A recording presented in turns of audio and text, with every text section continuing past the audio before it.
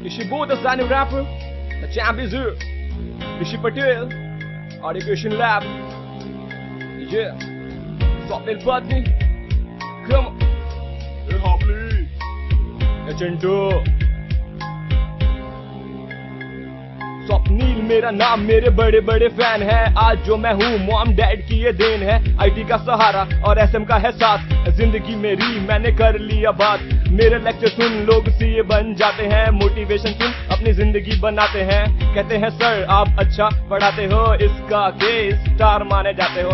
Final को आप law पढ़ाते हो, उसमें बच्चों को रैंक दिलाते हो। ये हावली कम ऑन। आओ सुनाऊं तुम्हें अपनी कहानी, जहां मैं हूँ स्वप्निल अंकिता मेरी रानी। शुरू की मैंने पुणे से कहानी, खोला 130 सेंटर जिससे निकले हैं रैंकर। सीना मेरा वो चौड़ा कर जाते हैं, लॉ में जब 85 लेके आते हैं। हाँ जी लॉ में जब 85 लेके आते हैं। ए चिंटी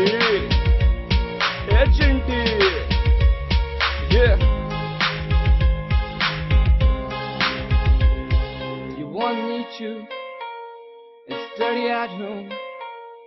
You want me to study at home.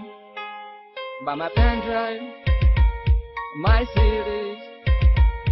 By my pen drive, my CDs. Yeah. Ankita मेरा बड़ा साथ निभाती है। इंटर को वो लॉ पढ़ाती है, बच्चों को मेमोराइज कराती है, थ्योरी को इंटरेस्टिंग बनाती है। अब बच्चे खुश हो जाते हैं लॉ में जब हाईएस्ट मार्क्स लेके आते हैं। ये कम ऑन। खुद की खुदाई और रब की दुहाई है, यूट्यूब में 30 लाख व्यू आई है। एसपी क्लास पूरे देश में छाई है। ये आज देश में छाई है। थोड़ा यूनिक और थोड़ा स्मार्ट हूँ, इसलिए मैं यंग सुपरस्टार हूँ। आओ ना आओ मेरे क्लास में आओ, आके अपना फ्यूचर सीए में बनाओ। ये मैं तुम्हें बड़े मजे कराऊंगा, आंटी का नाम लेके तुम्हें सताऊंगा। हाँ जी सबको सताऊंगा। मजे में तुम पढ़ जाओगे, सीए में अब रैंक लेके आओगे। मेरे कलर बुक अब मेरी पहचान है, नोट हाँ जी बच्चों की जान है। स्वप्निल का अब इंडिया में नाम है। हाँ जी कमो इंडिया में नाम है। हाँ जी इंडिया में नाम है। हाँ जी इंडिया में नाम है। मेरे पास आओ तुम्हें दुनिया दिखाऊंगा, जीने का अब सहारा बन जाऊंगा। चाह के भी तुम मुझे भूल न पाओगे। ये चाह के भी तुम मुझे भूल न पाओगे। सीए बन के मुझे थैंक्स बोलने आओगे। ये स्वप्निल पत्नी ए ढोकले।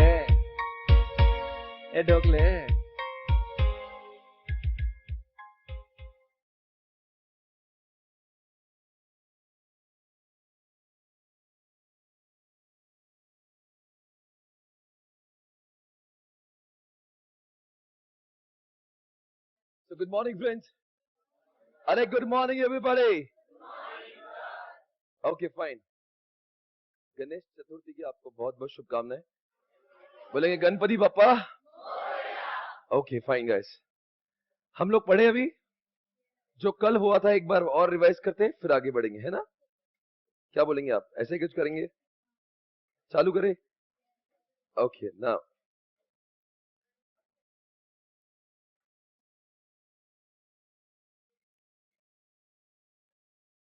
कल हमने शुरुआत की थी कि डिविडेंड का मतलब क्या होता है। Dividend is what the part of the portion of what, come on everybody. Dividend is the portion of a profit are given to किसको? एम्प्लॉइज और रजिस्टर्ड शेयर होल्डर्स।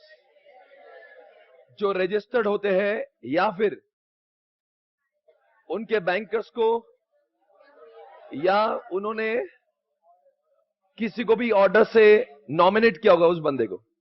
एक सवाल और, डिविडेंड कौन से फॉर्म में दिया जाता है? डिविडेंड कैश में होगा, हो सकता एनईएफटी में होगा, चेक से हो सकता है, पोस्ट डेटेड चेक से हो सकता है। दोस्तों क्या डिविडेंड काइंड में हो सकता है? मैं सोने के बिस्कुट दूंगा, सनफिश बिस्किट दूंगा, मैं कुछ भी दूंगा, जियो का कार्ड दूंगा। मैं रिलायंस हूं, मैंने कहा जियो फ्री में ले लो, 10 साल का जियो फ्री, नहीं चलेगा। वो पैसों में ही होना चाहिए। या एनईएफटी में हो, क्या डिविडेंड वारंट चल सकता है? हाँ जी चल सकता है। अगला सवाल ये रहा आपके सामने। आप दोस्तों एक सवाल पूछेंगे, कल हमने आपसे एक बात करी थी कि जैसे डिविडेंड डिक्लेयर होता है उसके कितने दिनों बाद क्या करना चाहिए, कुछ याद है? हाँ सर याद तो है, डिविडेंड डिक्लेयर होने के याद करो ये ऐसे कुछ हुआ था। क्या हो रहा है यहां पे? ये बोर्ड ऑफ डायरेक्टर को अगर डिविडेंड डिक्लेयर करना है तो डिविडेंड डिक्लेयर करने के 3 रास्ते हैं। एक तो इस साल का प्रॉफिट, बोलेंगे पैसे कहां से आएंगे? पहली बात तो इस साल का प्रॉफिट है तो बहुत, अगर इस साल का प्रॉफिट नहीं है तो पिछले साल के जो रिजर्व्स होंगे। और तीसरी बात, अगर दोनों भी नहीं है तो हो सकता है गवर्नमेंट आपको दे दे, है ना? अगला एक बात मैं पूछूं, कहां पे प्रॉब्लम ही नहीं है? आपने डिविडेंड देने में कोई ऐतराज ही नहीं है, इस साल का प्रॉफिट या पिछले साल के रिजर्व्स? सोचो कितनी बड़ी वाहियात बात है कि जब तुम्हारा प्रॉफिट है नहीं और तुम डिविडेंड दे रहे हो। अच्छी बात है गंदी बात? मतलब लॉजिकली तो गंदी बात हो गई। साला तुमने कुछ साल भर काम नहीं किया, ढोकलो तुम ऐसे ही बैठे रहे, तुमने कंपनी को गड्ढे में डाला, लॉसेस में डाला, और अब बात कर रहे डिविडेंड देने की। पहली बात तो डिविडेंड देना ही नहीं चाहिए था। डिविडेंड तब होता है जब प्रॉफिट होता है। पर कोई बात नहीं, अपनी इज्जत को बरकरार रखने के लिए तुमने जो मस्ती करी कोई बात नहीं, तुम रिजर्व में से दे सकते हो। पर रिजर्व में से देते समय आपको कुछ रूल्स का पालन करना पड़ेगा। उसको कहते हैं रूल 3। क्या बोल रहा हूं मैं? क्या बोल रहा हूं मैं? रूल 3 के हिसाब से अगर आपको प्रीवियस ईयर्स के रिजर्व्स को यूज करके अगर इस साल डिविडेंड डिक्लेयर करना है तो आपको रूल 3 के हिसाब से 4 कंडीशंस को फॉलो करना होगा, तब जाके डिविडेंड होगा। पहली बात तो आपने इस साल प्रॉफिट नहीं हुआ है तो डिविडेंड देने की मस्ती करना नहीं चाहिए। फिर भी आपको ग्रैंड मस्ती है, कोई बात नहीं, दे सकते हो, पर आपको देना है तो आपको रूल 3 के हिसाब से 4 कंडीशंस को फॉलो करना होगा, तब जाके आप डिविडेंड दे सकते हो। आज ऐसा मैं पढ़ाऊंगा थोड़ी देर बाद आपको। बताओ कौन सी कंडीशन सबसे अच्छी है? इस साल प्रॉफिट है, मैं डिविडेंड दे रहा हूं, कोई प्रॉब्लम ही नहीं, बहुत अच्छी बात है। सोने पे सुहागा प्रॉफिट है, अपने प्रॉफिट है, अपने लोगों को दे रहे, प्रॉब्लम ही नहीं। पर प्रॉब्लम कब है? जब प्रॉफिट ही नहीं है। तो उस केस में आपको 4 कंडीशंस को फॉलो करना पड़ेगा जो रूल 3 में लिखी हुई है। सर वो कहां पे लिखी है? आज वही पढ़ेंगे इसके थोड़ी देर बाद। अब बताओ ये क्या हो रहा है? डिविडेंड को प्रपोज कौन करता है? मैं फाइनल डिविडेंड की बात कर रहा हूं या इंटरिम डिविडेंड की बात कर रहा हूं? आप जानते हो इंटरिम और फाइनल में क्या फर्क होता है? फाइनल डिविडेंड वो होता है जो जनरल मीटिंग में डिक्लेयर करता है, प्रपोज करता है बोर्ड, अप्रूव करता है शेयर होल्डर। पर कभी कभी क्या होता है, एजीएम आने तक की भी फुर्सत नहीं होती। मतलब इस तरह के मैं कब डिविडेंड दूं और कब नहीं, कभी एक्साइटमेंट होती है कब बोलूं कब नहीं। वैसे कंपनी कभी कभी क्या होती है, जरूरत से ज्यादा इमोशनल हो जाती है और वो क्या लगता है कब मैं और डिक्लेयर करूं, क्योंकि मान लो मैंने बहुत अनशर्ट पैसा कमा लिया, बहुत पैसा कमा लिया, तो मेरी इच्छा क्या होती है कि चलो अगले एजीएम आने से पहले ही मैं और एक डिविडेंड दूं। बताओ ऐसा क्यों करती होगी कंपनी? शेयर होल्डर को प्रॉफिट तो मिलेगा ही, साथ साथ में जिस कंपनी ने इंटरिम डिविडेंड दिया उसकी तरफ देखने का जो नजरिया है ना, वो आम जनता का इस तरह से बदलता है, अच्छा यार ये तो इंटरिम भी देते, मतलब कंपनी जोरों में काम कर रही है, मतलब कंपनी का मार्केट प्राइस और बढ़ेगा। देखिए भाई, किसी कंपनी का इंटरिम डिविडेंड होना एक अच्छे संकेत है, शुभ संकेत है कि मतलब कंपनी का जो क्या बोलते हैं बिजनेस है वो बहुत तरक्की पे है। तो इसलिए कभी वो लोग क्या करेंगे, फाइनल डिविडेंड का भी मतलब देखो डिविडेंड कब डिक्लेयर होगा? एजीएम में, एनुअल जनरल मीटिंग में। पर एजीएम आने तक की भी अगर मुझे नहीं कि वो ये है एक्साइटमेंट, मैं कब बोलूं कब नहीं, तो इंसान किसका रास्ता लेता है? इंटरिम डिविडेंड का। समझ में आया? बोलो बच्चों, मैं क्या बोल रहा हूं?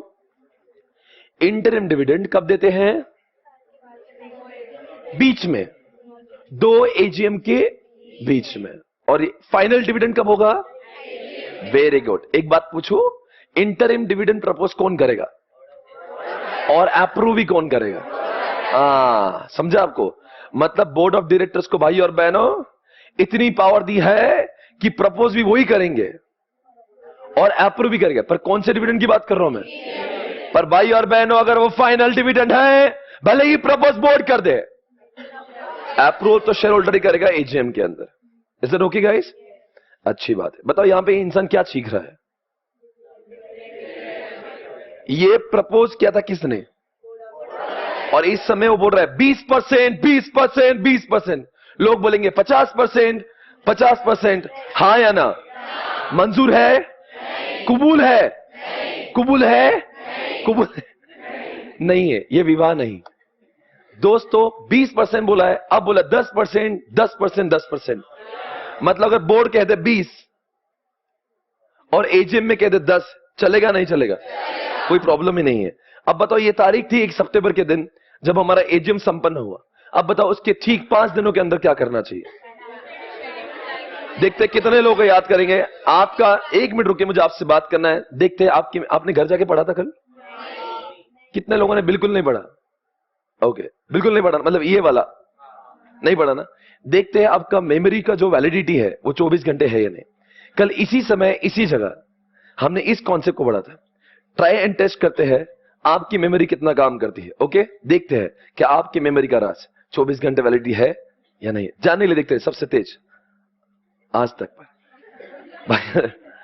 दोस्तों मैं आपसे पूछूंगा, देखते कल क्या होता है। 1 सितंबर को डिक्लेयर किया, कितने दिनों के अंदर करना चाहिए? वाह, क्या करना चाहिए? दे देना चाहिए। यही तो बात है ना, मैं कह रहा हूं आपकी जैसी बैच मैंने देखा नहीं आज तक। बताओ कहां जाएगा ये? शेड्यूल बैंक में। उसके बाद में क्या होगा? मतलब वो 5 दिनों के बाद वाले 30 दिन? नहीं नहीं नहीं, 5 के बाद वाले 30। सर वो डे 1 से लेके क्या होगा? हाँ क्या? कहां जाएगा? कहां जाएगा भाई? शेयर होल्डर को मिल जाना चाहिए। पर अगर गलती से कंपनी ने शेयर होल्डर को नहीं दिया तो 18% का बैच किसको मिलेगा? पक्का श्योर? क्या बात है यार। अब बताओ, नहीं नहीं नहीं नहीं नहीं, एक सवाल हम पूछ ही लेंगे। 127 सेक्शन आएगा, उसमें कहेंगे डिविडेंड न देने पर डायरेक्टर को सजाए मौत भी हो सकती है। मौत मतलब वो कुछ ज्यादा हो गया, आई मीन टू से सजा हो सकती है। Try to understand. देखो पहली बात तो आपने डिविडेंड डिक्लेयर किया, गरीबों का पैसा दे देना चाहिए, गरीबों का हक। एक तो पहले तुमने डिविडेंड डिक्लेयर करने का नहीं चाहिए था, अब कर दिया तो देना चाहिए। तो इंटरेस्ट तो देंगे ही, पर जो तुमने गलत काम किया है ना उसकी पनिशमेंट तो होगी, ताकि कल चके ऐसा गंदा काम ना हो। तो वो 127 में लेंगे उसको आड़त। एवरीबॉडी आगे। अब बताओ मुझे क्या बोलना है। पर अब क्या हुआ? डिविडेंड तो दे दिया था, पर कहां गई वो? अम्मा किधर गई? हाँ हाय अम्मा। ऐसे भी लोग हैं, ध्यान से देखिए इनकी आंखों में, ये बहुत पैसे वाले लोग, इनको 4.25 रुपए डिविडेंड आया। अब बताओ कहां जाएगी ये? क्या ये अपना डिविडेंड इनकैश करवाएगी भाइयों? आप जानते नहीं इनके उसमें बहुत पैसा है। क्या ये 4.25 रुपए इनकैश करेगी? ऐसे लाखों करोड़ों की तादाद में भारत में, समाज में, सोसाइटी में इतने लोग हैं, बहुत पैसा है। 5 रुपए से फर्क पड़ता है? बताओ ऐसे 5 रुपए आप बोलेंगे 5 रुपए, ऐसे लाखों लोगों के 5-5 रुपए जब हो जाएंगे, it will become huge amount. तो क्या करेंगे इन पैसों का?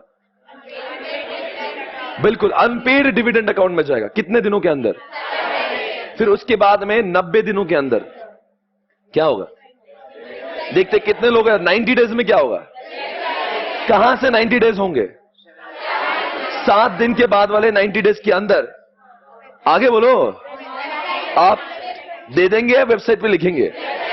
क्या लिखेंगे? वो सारे लोग जो अभी भी सुधरे नहीं हैं, ऐसे वो सारे तमाम लोग 90 दिन होने के बाद भी उन्होंने डिविडेंड लेने की जरा कोशिश नहीं करी है। ऐसे लोगों का नाम अब की बार हम लोग वेबसाइट पे डालेंगे, हम लिख देंगे, हम ऐलान करेंगे। यही वो सारे लोग हैं जिन्होंने अपना डिविडेंड, ताकि कभी हो सकता है उसके दोस्त ने देख लिया, अरे तेरा नाम पागल वेबसाइट पे लगा, जाके ले। कहीं ना कहीं से तो हमारा प्रयास ये, आज भी नीतिमत्ता इतनी साफ है, हम चाहते उसका डिविडेंड उसको मिले। भाई तुझे याद नहीं, हम देने की कोशिश करें, भाई देख तेरा डिविडेंड है, आजा बेटा, 4 रुपए क्या होता नहीं, लेके जा। Try to understand. अब आगे बोलिए। ये इंसान 7 सालों तक नहीं आया, कहां जाएगा? Investor education protection fund. Everybody got it? हम आपसे सवाल पूछ ही लेंगे, आपको जवाब देना होगा। बोलो बच्चों, अगर अनपेड डिविडेंड अकाउंट में अगर कंपनी 7 दिनों के भीतर मतलब 30 दिनों के बाद 7 दिनों के अंदर company suppose to deposit in what? Unpaid. याद है मैं कब किया? 30 दिनों में नहीं आई, तो अब 7 दिनों तक भी हमने इंतजार किया, उसके बाद में कहां डाल दिया? अब अनपेड डिविडेंड अकाउंट में नहीं डाला, अरे डिपॉजिट करना पड़ेगा ना। पहले तो आपने शेड्यूल बैंक में रखा था, अब 30 दिन का इंतजार कर लिया, और उसके बाद में तो 7 दिनों के अंदर भी हमने डिपॉजिट नहीं किया। अब क्या, तो गलती हमारी है, गलती हमारी है। मतलब हमारी मतलब मैं कंपनी हूं, मैं इन्फोसिस, इनके पैसे जो मैंने वहां रखे थे शेड्यूल बैंक में, अब मैंने उठाकर और शेड्यूल बैंक में अनपेड के नाम से डालना चाहिए। Is that okay? अब अनपेड में नहीं डाला तो क्या होगा? तो जितना दिन मैं डिले करूंगा उतने का बैच लगेगा 12% पर एनम के हिसाब से, और जो प्रिंसिपल वो तो जाएंगे ही। मतलब 300 करोड़ का पैसा नहीं डाला मैं, 300 करोड़ तो जाएंगे ही। साथ साथ में जितना दिन डिले किया उसका बैच भी जाएगा अनपेड डिविडेंड अकाउंट में। फॉर एग्जांपल बैच की रकम होगी 20 करोड़, तो 320 करोड़ की अमाउंट में अनपेड डिविडेंड अकाउंट में डाल दूंगा। Is that okay? Fine guys, now I am going to deposit 320 crore in what? Unpaid dividend account. Everybody got it? Okay fine. Now I am having the next question. Everybody are you there? इतना ही हमने कल किया था। क्या कहानी इसके आगे शुरू कर दूं? आप होशो हवास में हो? आइए बच्चों, पढ़ेंगे, बहुत अच्छे से पढ़ेंगे। हम आपको कुछ कहना चाहते हैं। एक बात बोलूं, ध्यान से देखिए। Oh my God, who is he? None other than one only mister Akshay Kumar, toilet fame Akshay Kumar. ये रहा आपके सामने। कितने शेयर्स हैं इनके पास? किसके? ओ, अक्षय कुमार कहते बहुत पैसे वाला है, नाम तो सुना ही होगा। पैसे वाला है या नहीं? मेरे कहने पर अक्षय कुमार ने इन्फोसिस के 100 शेयर्स लिए थे। देखो बचपन से ही हमारा दोस्त है। इन्फोसिस के 100 शेयर्स लिए थे। ही परचेज 100 शेयर्स ऑफ इन्फोसिस। पर हुआ क्या, 2016 में डिविडेंड डिक्लेयर हुआ। क्या हुआ? डिविडेंड डिक्लेयर हुआ। और इसके डिविडेंड डिक्लेयर होने के बावजूद भी 2016 का जो डिविडेंड है, 7 सालों तक भी इसने अपना डिविडेंड एनकैश नहीं किया। बोलो अब की बार क्या होगा? क्या जाएगा ये बात तो एकदम सुनने को ठीक लगती है कि 7 साल तक अगर ये अपना डिविडेंड क्लेम नहीं करेगा तो ये आईपीएफ में जाएगा। पर एक बात बोलूंगा तो बड़ी अजीब लगेगी, सुन के दर्द होगा, दर्द डिस्को होगा।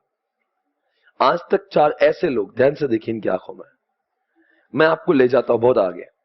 4 रुपए 4 रुपए 4 रुपए 4 रुपए 4 रुपए 4 रुपए 4 रुपए, 7 साल का डिविडेंड आता गया। और ये चिंटी एक बार भी अपना डिविडेंड इनकैश नहीं करवाती है, ये सोच के कि 4 मल्टीप्लाइड बाय 7, 28 रुपए से मुझे कुछ फर्क पड़ता नहीं।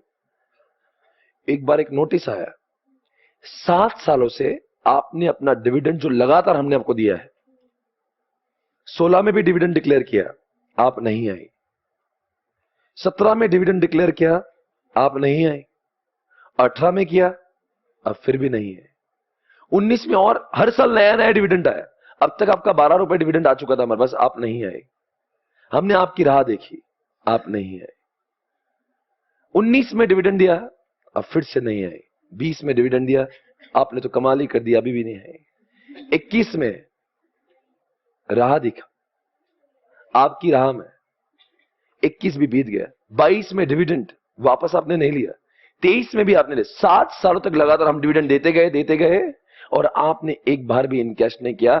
अब कंपनी लॉ कहता है ऐसे इंसान को अब हम लोग डिक्लेयर करेंगे कि ये दुनिया में अस्तित्व में ही नहीं।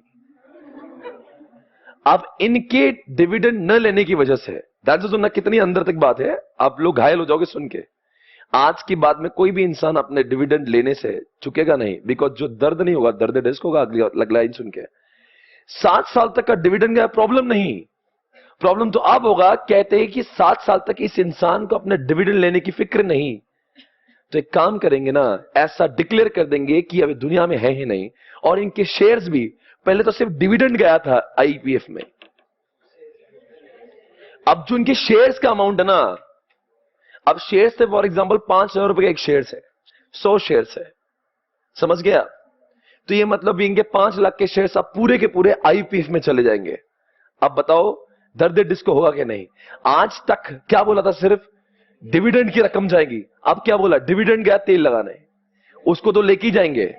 अब जो तुम्हारे अभी तुम हो ही नहीं इस दुनिया में अस्तित्व में, तो तुम्हें डिविडेंड क्या और तुम्हारे शेयर्स का, जब तुम होते ही नहीं तुम्हारा अस्तित्व ही खत्म हो चुका है। 7 साल डिविडेंड न क्लेम करके तुमने दुनिया को यह प्रूव कर दिया कि तुम्हारा दुनिया में अब कोई नहीं, तुम दुनिया के हिस्सा ही नहीं। अब एक काम करिए, तुम्हारे नाम के शेयर्स अब तुम्हारे नहीं, अब वो किसके हो जाएंगे? सोचो, आईपीएफ में शेयर्स जाने के बाद में उसके ऊपर ओनरशिप आ जाती है गवर्नमेंट की। हमने कभी यह दावा नहीं किया कि अब तुमको वहां से शेयर्स नहीं मिलेंगे, तुम्हें मिलेंगे, पर मशक्कत इतनी करना पड़ेगी। सोचो ना, अपनी मालमत्ता किसी और की हो जाए, now it is become the property of what? The government. Now government will own this shares. Now you have to go all the way to the central government, हजारों एप्लीकेशन करना। नहीं मैं जिंदा हूं, मैं जिंदा हूं, मेरे घर वालों से पूछे मैं जिंदा हूं, मेरे नेबर से पूछ ले मैं जिंदा हूं, प्लीज मुझे मेरे शेयर्स दे दो थोड़ा। मतलब अपने ही शेयर्स हमें भीख जैसे मांगना है कि मेरे दे दो वापस। इतनी ग्रैंड मस्ती आपको थी क्यों? क्या फर्क पड़ता, आपने 4 रुपए का शेयर्स इनकेश कर लिया था। इसलिए आज के बाद में ये अमेंडेड है। इसके पहले सिर्फ क्या लिखते थे, आपका डिविडेंड आईपीएफ में जाएगा। दर्द तब नहीं था, दर्द अब होने लगा है। डिविडेंड तो बेटा जाएगा ही जाएगा, अब तो तेरे शेयर्स भी चले जाएंगे। अब तो तुझे इनकैश करना ही है, वरना नहीं करेगा ना तो तेरे जो मेन अमाउंट ऑफ शेयर्स है, even shares will be deposited in what? IPF. हमने ये दावा नहीं किया कि आपके शेयर्स का पैसा वापस नहीं मिलेगा। अभी भी 7 साल के बाद में भी आपको शेयर्स मिलेंगे। पर सोचिए ना, सेंट्रल गवर्नमेंट है, पुलिस डिपार्टमेंट है, यहां पे यू हैव टू बी आपको फिर बहुत टाइम चाहिए। आपको अपनी शेयर्स के लिए मशक्कत करना, 10-10 बार दे दो भाई मेरा पैसा था, फिर आपको ये प्रूव करना कि तुम 7 साल थे। आखिर तू कहां मरा था भाई 7 साल से? था कहां तू? समझ में आ रहा मैं क्या बोलना चाहता हूं? मतलब अपनी चीज अपने को ही भीख जैसे मांगना है। इसीलिए इज्जत में डिविडेंड आने पर एनकैश करिए।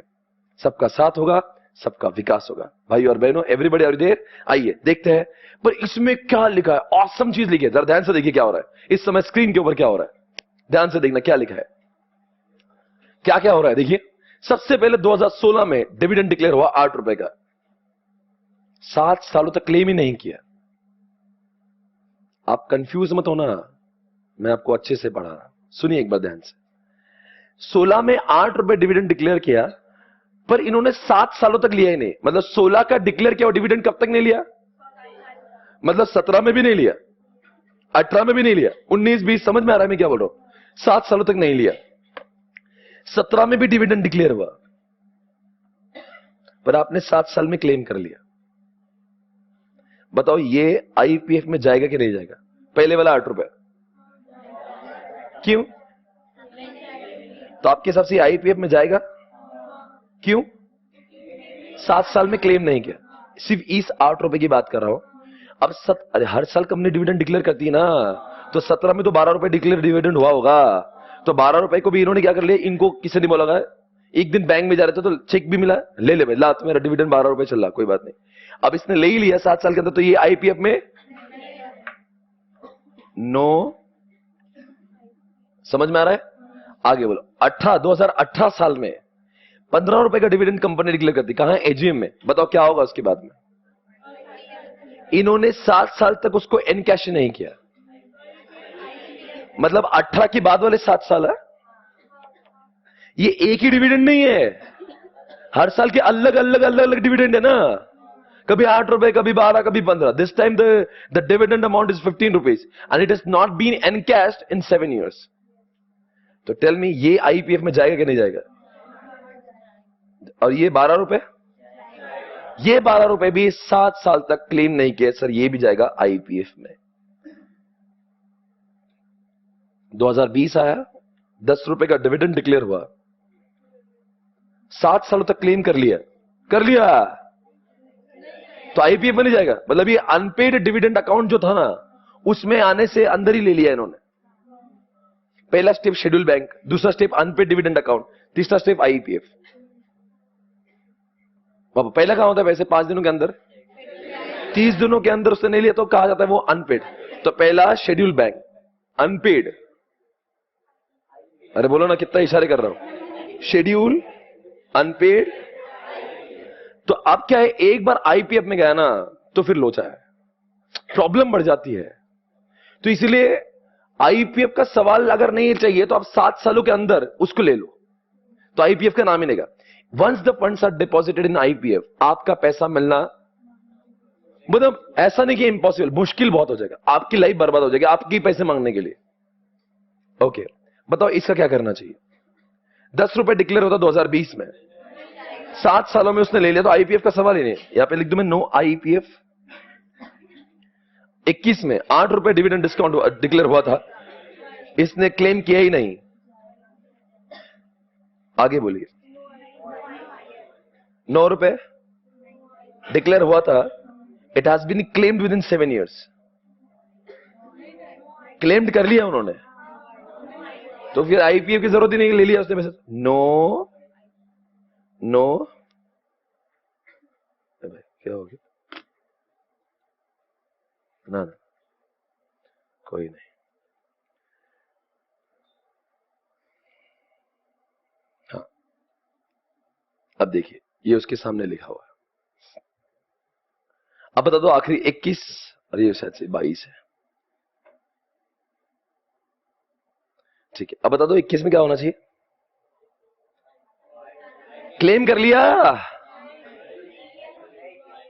तो क्या डिविडेंड टू आईपीएफ?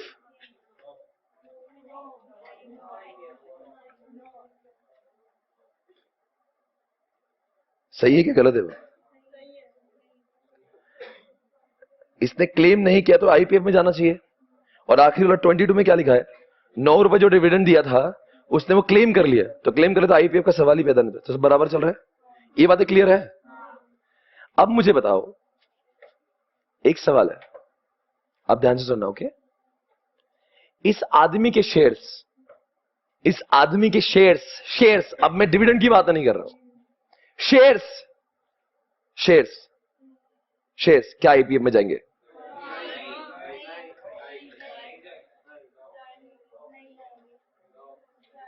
जाएंगे नहीं जाएंगे? क्यों नहीं जाएंगे?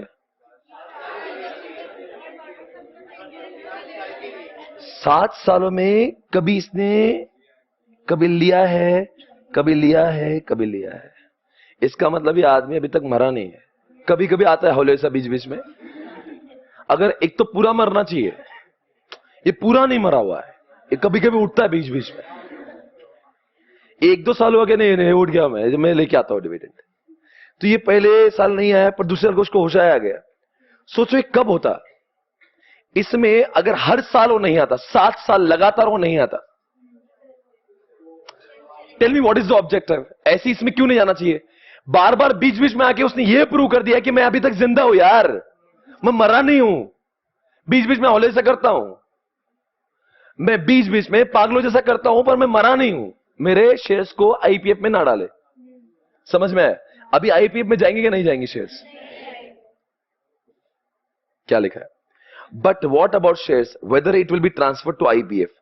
यस। अब नहीं, ये इसके पहले वाला, ये वाला no, because it has to be 7 consecutive years। What is the meaning of consecutive? लिखो आप, लगातार लगातार लगातार लगातार। consecutive का मतलब लगातार, कंटिन्यूअसली, कंटिन्यूअस 7 years।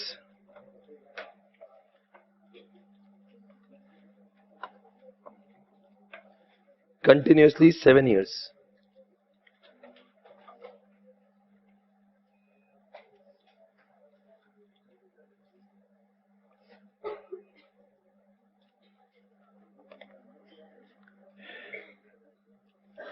चलो बताएंगे आप। अब आप मुझे जवाब देंगे जो मैं अगला स्लाइड दिखा रहा हूं आपको। आपको समझा क्वेश्चन क्या चल रहा है? बताओ, दोनों चीजें अलग है।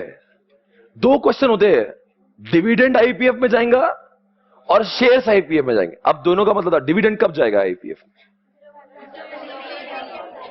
जिस साल डिविडेंड डिक्लेयर हुआ, मान लो पहले साल डिविडेंड डिक्लेयर हुआ, अब बताओ आईपीएफ में कब जाएगा? 7 साल वो डिविडेंड, वो वाला। मान लो पहले साल 10 रुपए डिविडेंड डिक्लेयर हुआ, वो 10 रुपए आपने दूसरे साल में भी नहीं लिया, तीसरे में नहीं लिया, चौथे में नहीं लिया, 5वें में नहीं लिया, छठे में नहीं लिया, 7वें में लिया ही नहीं आपने, तब वो कहां जाएगा? अब की बार जाएगा वो आईपीएफ में। एवरीबॉडी। पर जब मैं शेयर्स की बात होता, शेयर्स का मतलब वो नहीं होता। शेयर्स में क्या होगा? अगर पहले साल नहीं लिया, पहले साल का डिविडेंड भी नहीं लिया, दूसरे साल का डिविडेंड वो भी नहीं लिया, तीसरे साल का डिविडेंड भी नहीं लिया।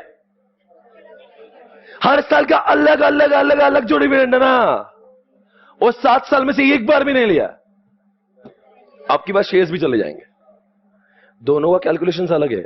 एक काम करते हैं, मैं आपको वापस से पूछता हूं, 7 सालों में हौला दूसरे साल आया, चौथे साल आया, छठे साल आया, अब उसके शेयर्स जाएंगे या नहीं जाएंगे? इसका बीच में आया मतलब ये है कि मरा नहीं है, तो उसके शेयर्स आईपीएफ में नहीं जाएंगे। Come on tell me. मुझे बोलना है वो आदमी पहले साल 1 2 3 4 5 6 he did not come, he came directly on the 7th year. Will it be transferred to IPF? क्या शेयर्स को आईपीएफ में डालना सही बात है? जी नहीं। क्यों नहीं? बिकॉज वो 7वें साल तो है। हमारा बोलना है 7 साल लगातार जो डिविडेंड डिक्लेयर हो रहे हैं ये आदमी लेता ही नहीं। Then in that case only the share should be transfer to IPF.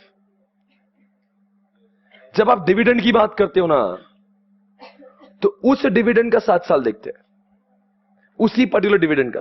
When you talk about shares, you talk about her साल के डिविडेंड। जाने दो, ऐसा नहीं समझेगा। एक क्वेश्चन अब लेते हैं, अब बगैर देखे जवाब देना, ओके? अभी कोई भी यहां पे देखेगा नहीं, सब लोग स्क्रीन पे देखेंगे जवाब। कोई भी आपके बुक में भी वो नहीं देखेंगे, आप जवाब आप देंगे। क्या लिखा है सबसे पहले बताता हूं। 2016 में 8 रुपए डिविडेंड हुआ था और वो 7 सालों तक क्लेम किए ही नहीं, तो कितने पैसे जाएंगे आईपीएफ में? कब जाएंगे? 7 साल बाद। ये जो बोला ना वो सही बोला, 2023 के बाद में। अगला पॉइंट टिक कर मतलब जा रहा है आईपीएफ में। 2017 में जो 12 रुपए डिविडेंड हुआ था वो भी 7 साल तक क्लेम नहीं हुआ। बोलो यारो, कब जाएगा आईपीएफ में? 24 तक, 24 में जाएगा, बराबर है। अब 2018 में जो डिविडेंड डिक्लेयर होता 15 रुपए, वो भी इस आदमी ने 7 सालों तक क्लेम नहीं किया, जाएगा ना आईपीएफ में? 19 में। क्यों? अरे ये आदमी क्लेम ही नहीं कर रहा यार, ये क्लेम ही नहीं करता। 7 साल तक कंपनी वेट करती, अब आएगा। आएगा वो आएगा, वो आएगा, वो आ रहा है, पर हौला आता ही नहीं। तो कंपनी ने हर बार 7 साल का इंतजार किया, वो कहा जाएगा it will be sent to what? Now my question is, in this case do you think shares will be transfer to IPF account? बोलो कैसे? दोस्तों मेरा सवाल आपसे है कि इस केस में क्या शेयर्स को ट्रांसफर कर दिया जाएगा? बताओ वजह क्या है? इसके पहले वाले क्वेश्चन में आपने क्यों कहा था नहीं होगे, इस वाले क्वेश्चन में क्यों कहते हैं होगे? क्योंकि सर वजह यह है कि इस वाले क्वेश्चन में लिखा है कि आदमी ने ना 16, 17, 18, 19, 20, 21, 22 7 सालों के शेयर्स को, 7 सालों के डिविडेंड को एक बार भी लगातार, वर्ड लगातार, कॉन्जिक्यूटिव दिख रहा है? बोलो आंसर क्या है? कोई मुझे यहां पे आके समझा देगा? आज का पहला क्वेश्चन है, हम आपको रिचार्ज देंगे, आपको वजह देना है। दोनों भी स्लाइड आपके पास में है। इसमें क्यों आईपीएफ में शेयर्स गए, उसमें क्यों नहीं गए? आपको यहां पे स्टेज पे आने का मौका है। आप जब यहां पे आएंगे पूरा हिंदुस्तान आपको देखेगा, पहली बात तो ये है। और आपको रिचार्ज मिलेगा 300 रुपीज का। जवाब देंगे कोई बच्चों? आपको जवाब देना है, हौले से कुछ भी मत बोलना। आपको जवाब देना है कि इसमें क्यों आईपीएफ में शेयर्स जा रहे, उसमें क्यों नहीं गए। कौन जवाब देगा? चंडी आप जवाब दे सकते हो, आइए इधर, आइए। बहुत बहुत स्वागत है आपका इस शो पे, इधर आइए आराम से, आपको भी चांस देंगे।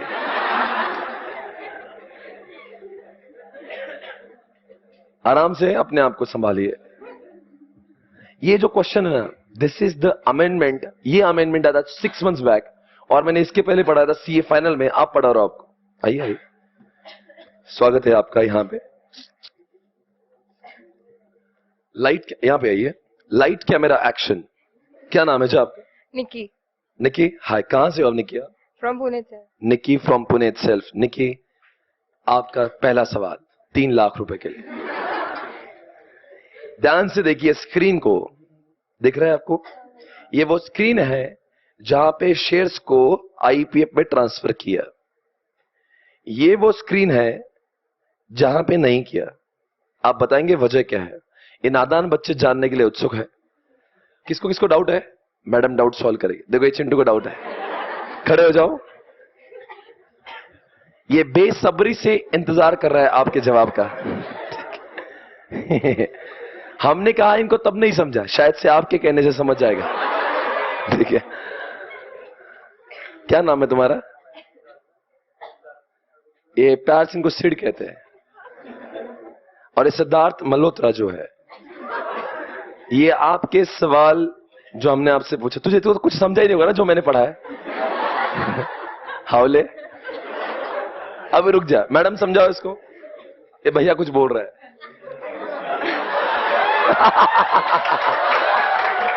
ओके, थोड़ा सा इधर आइए, कोई बात नहीं। हाँ जी बोलिए। The dividend which was declared in the previous year, that man had claimed consecutively 7 years में at least 1 या 2-3 बार तो at least claim किया है, but in the next situation consecutively like continuous 7 years he did not claim, so the shares will be transferred to IPF. No, but why not in this case? इसमें भी तो बहुत बार claim नहीं किया इन्होंने।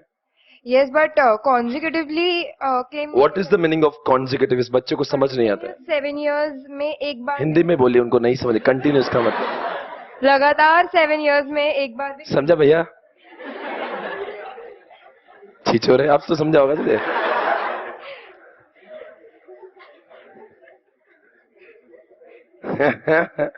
भोली सी सूरत, आंखों में मस्ती, छिछोरे, मुझे नहीं समझा।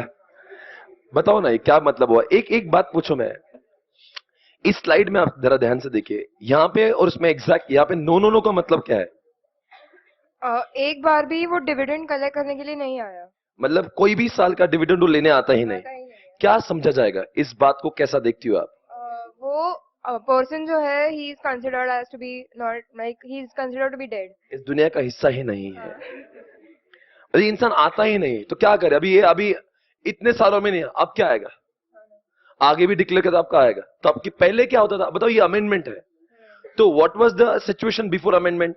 बिफोर अमेंडमेंट क्लेम हो जाता था, शेयर्स मतलब मिल जाते थे, पर उसका डिविडेंड नहीं मिलता था। हाँ, dividend was transferred to IPF. अब की बार कैसा है? आप बताओ कौन हौला इंसान इस दुनिया में होगा जो अपने शेयर्स को क्लेम नहीं करेगा? मतलब कि आप बताओ, डिविडेंड डिक्लेयर होता है ना, अब 1 रुपया भी डिविडेंड आता है ना, 1 रुपया, तो people has to encash it, because 7 सालों तक तुमने डिविडेंड 1-1 रुपया बोले। यार क्या चिंदी हो रही है 1-1 रुपया? क्या आप अगर इस सिचुएशन में होते, आप अक्षय कुमार होती, निक्की कुमार, आप अपना डिविडेंड एनकैश करवाओगी इन दिनों में? हाँ। कितने सालों तक आपको करना जरूरी है?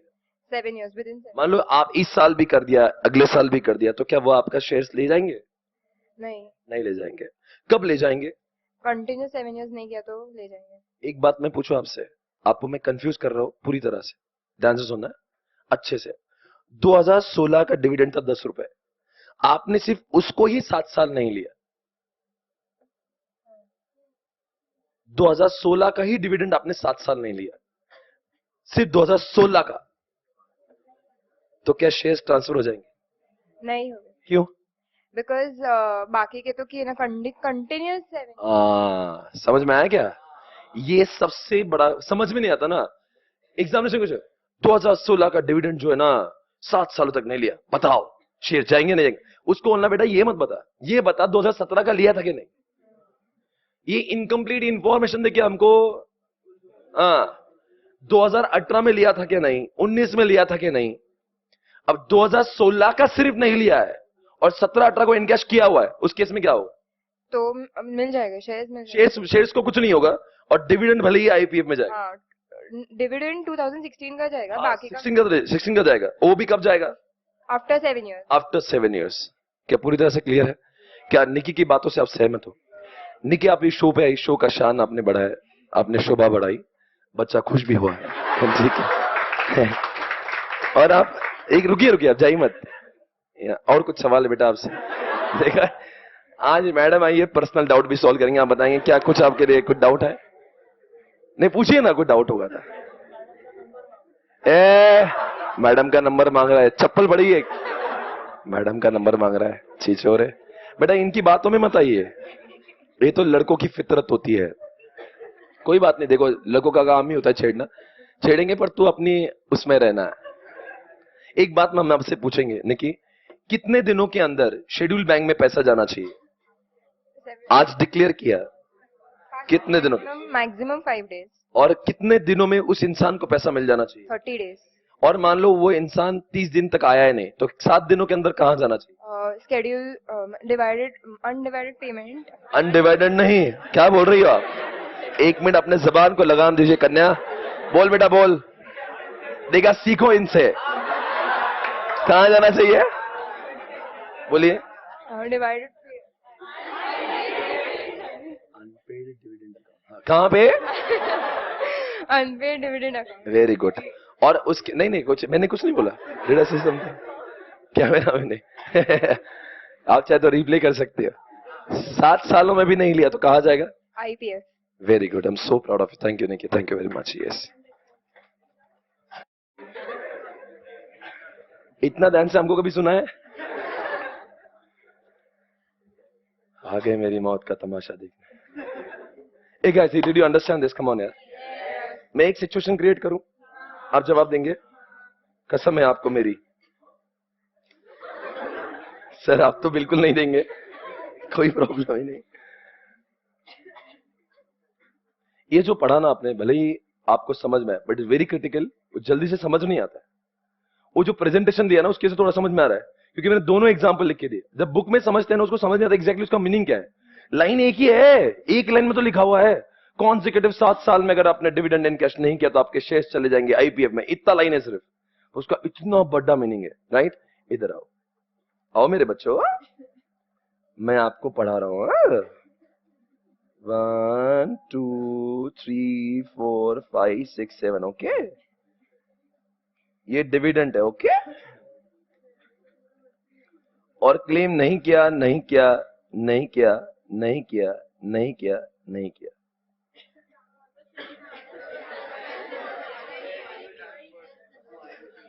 तो सवाल है डिविडेंड का क्या होगा? सारे के सारे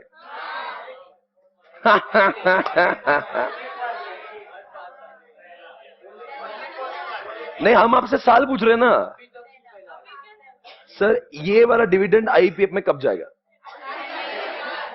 ये वाला कब जाएगा? ये वाला मान लो ये इसके 7 साल तक जाएगा। डिक्लेयर किया, अब नहीं लिया, अब नहीं लिया, अब नहीं लिया, नहीं लिया, तो हर एक का एक 7 years के आफ्टर वाला डेट आएगा। Is it okay everybody? पर आप मुझे बताओ, ये आदमी कभी भी नहीं आया, शेयर्स इसके कब जाएंगे? और जाएंगे या नहीं जाएंगे? जाएंगे। कहां जाएंगे? Shares will be transfer to IPF when? After what? हाँ भाई 7 साल तो हो गया ना, कौन से साल में जाएंगे? मतलब सर 7 साल का डिविडेंड जिस दिन डिक्लेयर किया ना उस दिन भी नहीं आया ना ये, तो अब समझ जाएगा ये मर चुका है। और क्या पानी पिलाओ उसे। क्या बोल रहे? 7 सालों तक नहीं आया, अब क्या करेंगे? कब जाएगा? 16 में पहले साल जाएगा या 7वें साल के बाद जाएगा? क्या जाएगा? क्या जाएगा? समझ गया ना? ये बहुत बड़ा कॉन्सेप्ट है। हाँ जी बोलिए।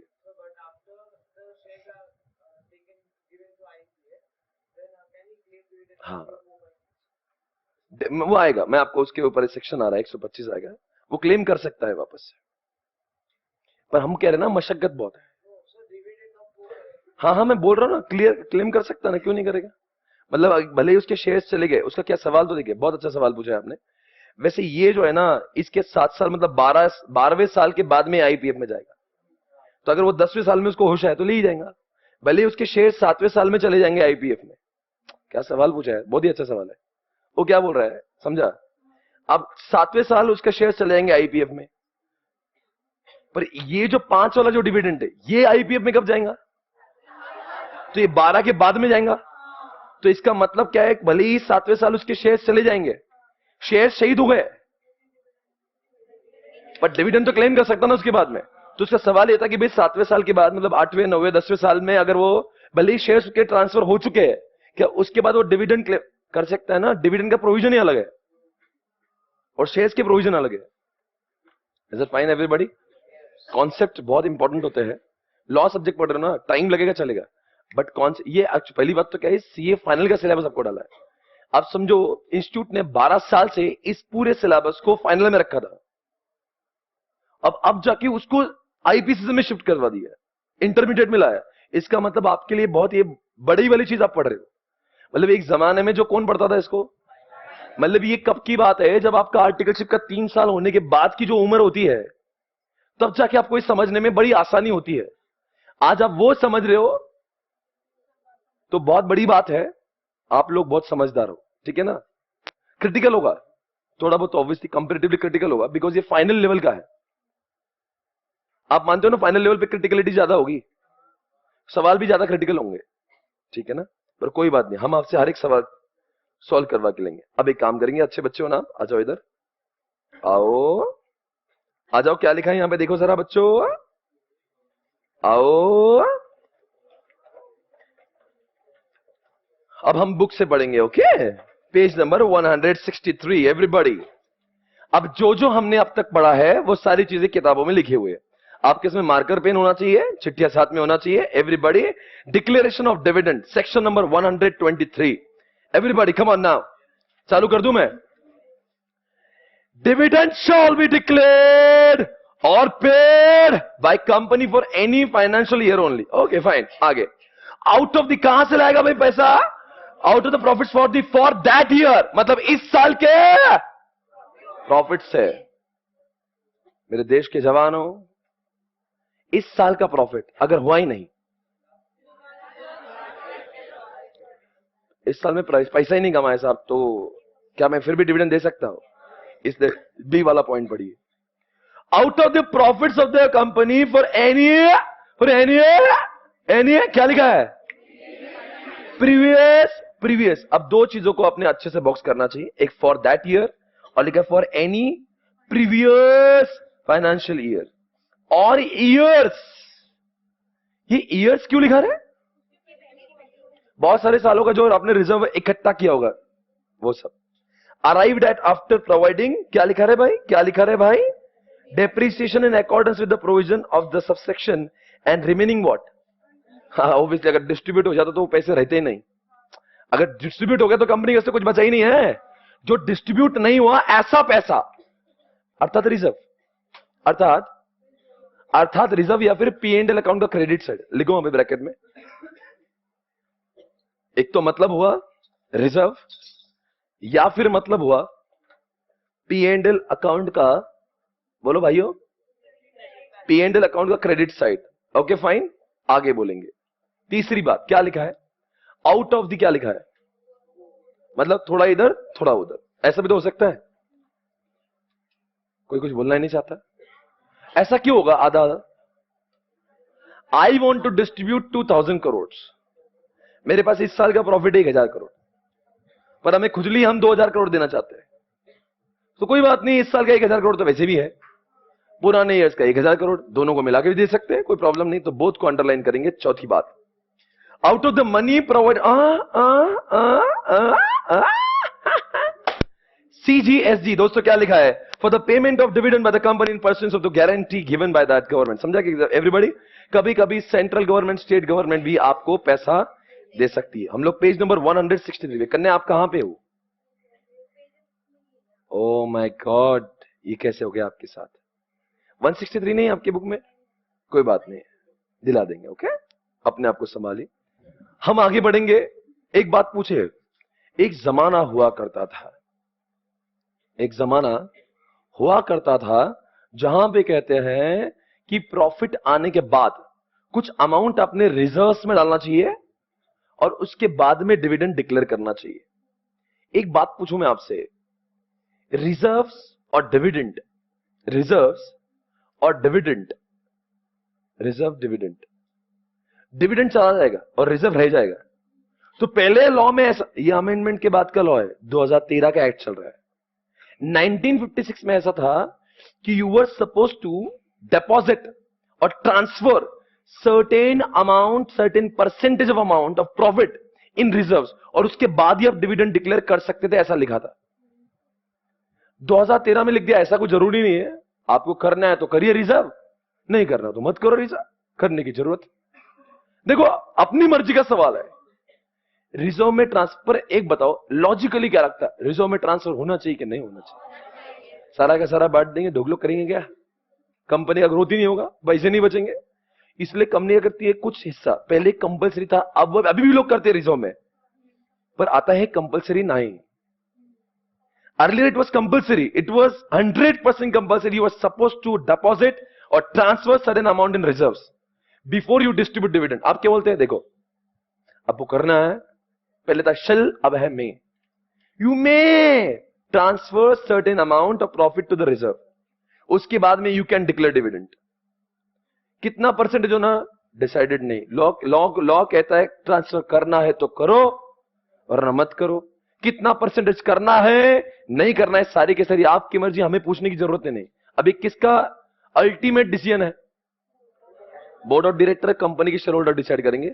अभी लॉ को कोई मतलब नहीं, अब पढ़ेंगे, ये खत्म हो गया। अब मैं सिर्फ रीड आउट करता हूं। अ कंपनी में वर्ड को अंडरलाइन, मे मतलब क्या भाई? It's not shall, it's may मतलब क्या भाई? ऑप्शनल है।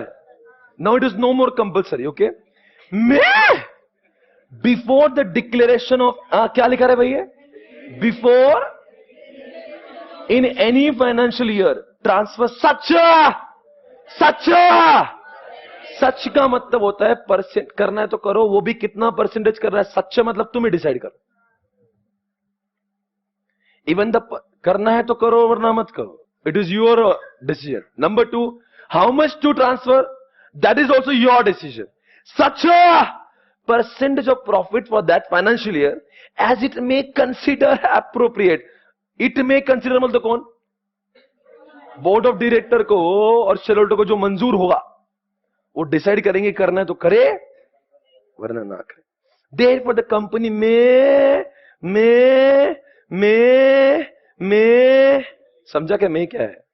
ये मे और साल में बहुत चक्कर है। एग्जामिनेशन में क्वेश्चन पूछ लिया था, इस कंपनी ने 25% रिजर्व को ट्रांसफर नहीं किया, बताओ कंपनी ने सही किया या गलत किया? तूने लॉ में ऐसा कुछ लिखा ही नहीं है, तो ठीक है सही किया। कुछ भी है, आईसीआई को ग्रैंड मस्ती होती है। एक छोटी सी बात का बतंगड़ बनाना ना, तो आईसीआई सीखे। XYZ company has not transferred certain amount of funds to reserve before it has distributed dividend. Do you think company is compliant with all the required laws, required section of dividend, section number 120? ऐसा कुछ तो आपको case study चिपका देंगे। आपको क्या लिखना है? आपको अपने आप को संभालिए। As per law, as per section 123, nowhere it is said that company is supposed to transfer certain amount of funds to the,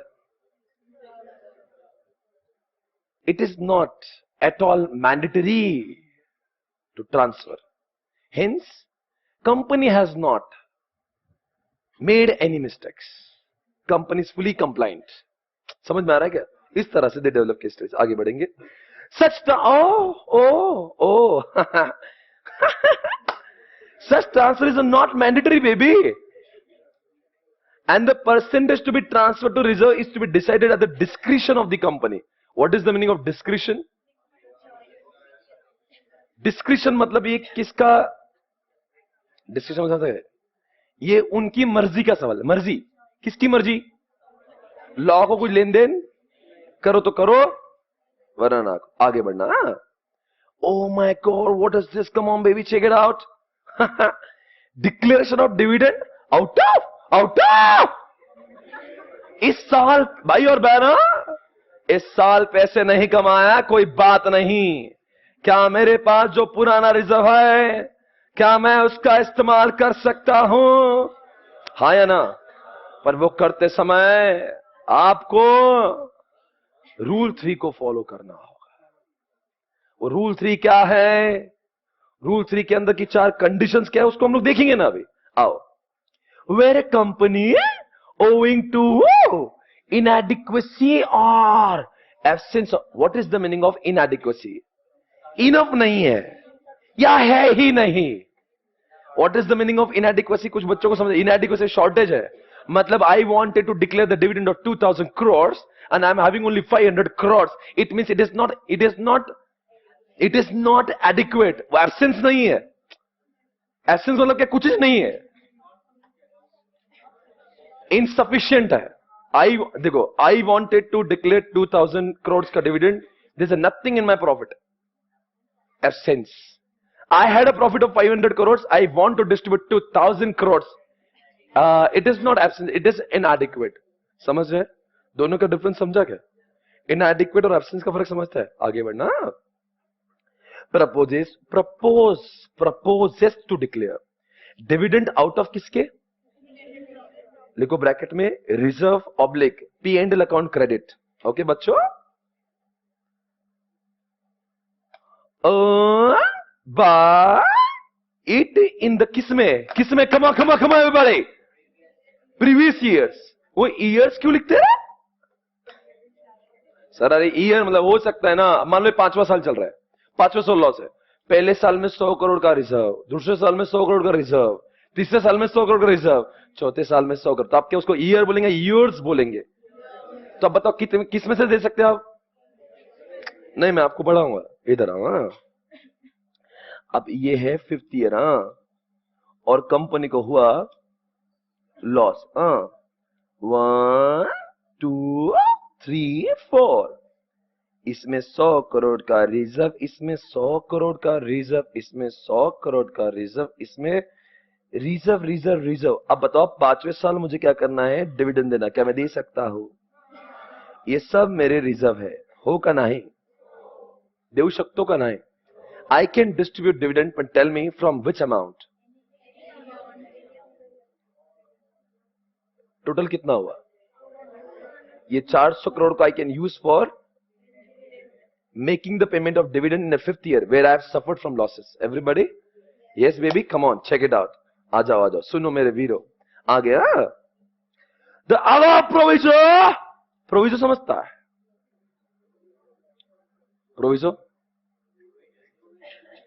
proviso exception to section. क्या बोला? हाँ, एक्सेप्शन टू सेक्शंस. समझा रहा? रुको. प्रोविजो मतलब क्या? ये ऊपर वाला तभी कर सकते हो जब ये होगा. प्रोविजो का मतलब क्या है? आप डिविडेंड कर सकते हो, डिविडेंड कर सकते हो. क्या कहा? इस साल के प्रॉफिट से तो कर ही सकते हो, पर जरूरत पड़ने पर क्या हुआ? आप पिछले साल के प्रॉफिट से भी कर सकते हो. तो ये सेक्शन क्या कहता है? इस साल प्रॉफिट हुआ तो डिविडेंड डिक्लेयर करना चाहिए. ये सेक्शन है. प्रोविजो क्या बोला? इस साल प्रॉफिट नहीं हुआ तो पुराने सालों से भी कर सकते हो. Do you understand? आगे पर इसमें क्या लिखा है? Such a declaration of a dividend shall be made only in accordance with the prescribed rules. Underline the word rules और ब्रैकेट में लिखना रूल 3.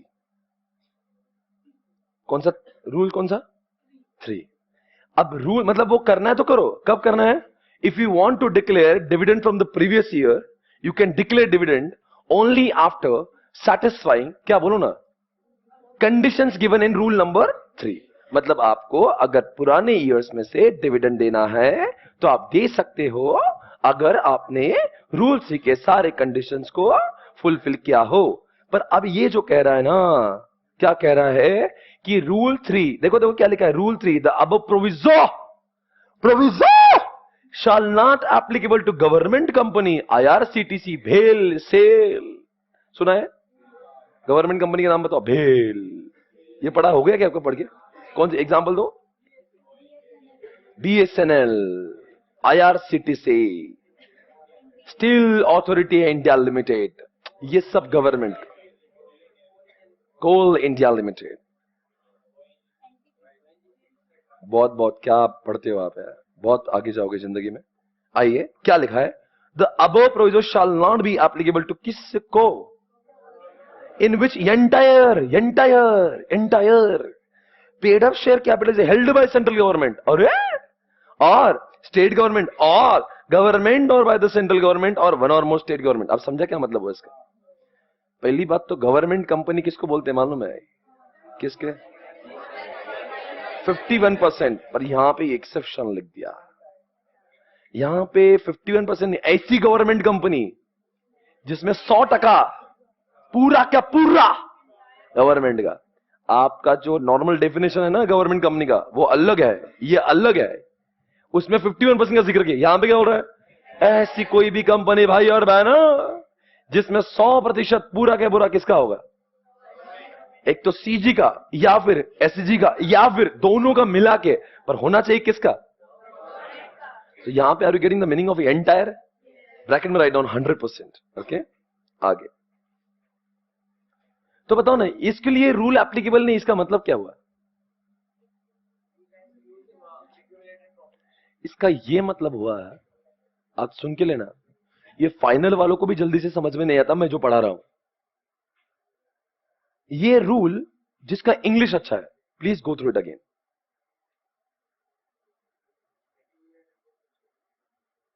द अबव प्रोविजो मतलब rules shall not be applicable to government company in which meaning of it?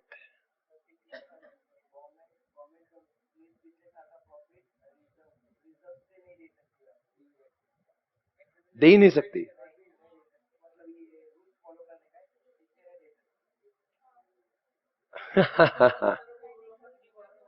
हाँ जी, जवाब मिलेगा। Can I give the answer? मैं आपको दो इसके इंटरप्रिटेशन दिखाता हूं। कुछ लोग कहते हैं गवर्नमेंट कंपनी रिजर्व से लेकर डिविडेंड दे ही नहीं सकती। पॉइंट नंबर 2, गवर्नमेंट कंपनी दे सकती है पर उनको रूल फॉलो करने की जरूरत नहीं। Which one do you think appropriate? मतलब यू मीन टू से government company can use reserves but they are not supposed to follow the 4 conditions given in rule 3. You mean to say that? मैं हिंदी में वापस से कहता हूं, क्या आपको ऐसा लगता है कि गवर्नमेंट कंपनी रिजर्व्स को यूज करके डिविडेंड दे सकती है पर उनको रूल 3 के कंडीशंस फॉलो करने की जरूरत नहीं है? क्या आपको यह लगता है? मुझे भी ये लगता है, पर आईसीआई को नहीं लगता। मेरे जैसे, आपके जैसे और कई ऑथर्स को भी ये लगता है कि गवर्नमेंट कंपनी डिविडेंड को डिक्लेयर करने के लिए प्रीवियस रिजर्व्स का इस्तेमाल कर सकती है, पर रूल 3 की 4 कंडीशन फॉलो करना जरूरी है। ये उसका रियल लाइफ में इंटरप्रिटेशन है। पर आईसीआई के प्रैक्टिस मैनुअल में क्या लिख दिया मालूम है? No government company can declare dividend by using reserves. Answer over. आप बोलेंगे सर हम जो लिखते, तुम्हारा गया इंटरप्रिटेशन तेल लगाने, पास होना नहीं होना। एग्जामिनेशन में क्या लिखेंगे? सही मतलब ये है जो मैं कह रहा हूं। गवर्नमेंट, मेरे पास में किताब है, उस किताबों में लिखा हुआ है, मेरा जो इंटरप्रिटेशन वो भी यही कहता है। मैंने जो प्रैक्टिस करते हैं उनसे भी पूछा है। Government company can declare dividend by using reserves, this is real life meaning. और ये क्या बोल रहे हैं? नो नो नो नो, मैं नहीं कह रहा हूं, आईसीआई का बुक भी नहीं कह रहा। जिस हावले आदमी ने प्रैक्टिस मैनुअल बनाया हुआ है, प्रैक्टिस मैनुअल मशीन बनाती है आदमी, और जिस आदमी ने बनाना उस आदमी का ये इंटरप्रिटेशन है, government company can not declare dividend. उस ढोकले को ये भी पता नहीं इसका मीनिंग क्या है। फिर आप बोलेंगे सर एग्जामिनेशन में क्या लिखा? वही लिखेंगे जो मंजूरी पीएम होगा। पास होना है तो होशियारी दिखाना तो दिखा देना। I think, why you have to think? You don't think anything. You don't conclude. Why the hell you have to conclude? You don't conclude. You don't give your opinion. Your opinion has not been asked. Okay? ये लिखने का. It hence we can say government company cannot use reserve to declare dividend. पर real life में meaning क्या होगा? अरे government company ने क्या पाप किया, वो रिजर्व क्यों नहीं यूज कर सकते? मुझे tell me any logic behind it. मतलब क्यों नहीं कर सकते? ऐसा क्या गलती किया उन्होंने? साला गवर्नमेंट कंपनी को उल्टी छूट दी है कि वो कर सकते हैं, 4 कंडीशन फॉलो करने की जरूरत भी नहीं है।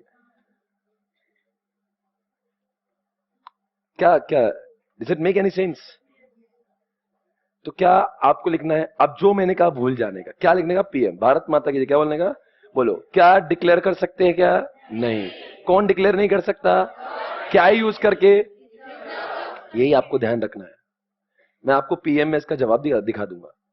आप कहेंगे से तो गलत है बेटा, पास होना है ना, क्या प्रायोरिटी है? पास होंगे, इंस्टीट्यूट के मेंबर बनेंगे, फिर बजाएंगे।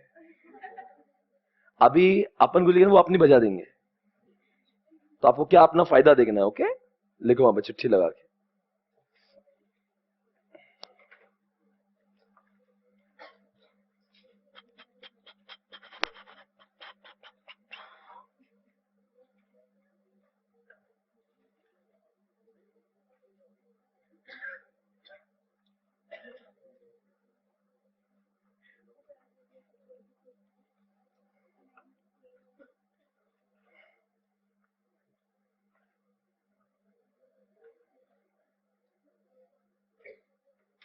आपके बुक में एक ऐसा स्लाइड है, देखिए,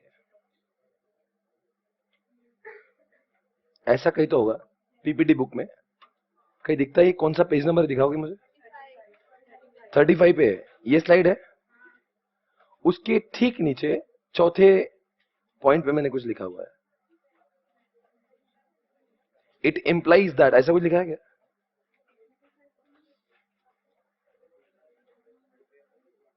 है या नहीं है? हाँ, 29 पे।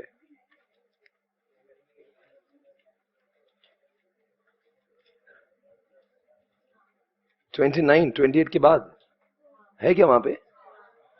अब जरा उसके थर्ड और फोर्थ पॉइंट को पढ़िए। मैंने वहां पे आपको लिखवा के दिया कि मैं क्या बोलना चाहता हूं। तीसरे पॉइंट को पढ़िए, क्या लिखा?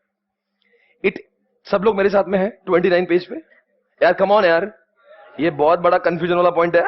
आपको इंस्टीट्यूट विकेट ले लगा यहाँ पे, आप ज्ञान देने जाओगे वो बजा देगा। थर्ड वाले पॉइंट में पढ़ो क्या लिखा, मैंने लिख के दिया हुआ अच्छे से। It implies that in case of inadequate profits in the current year, government company can declare dividend out of accumulated profits without following what rule 3. ऐसा मुझे लगता है।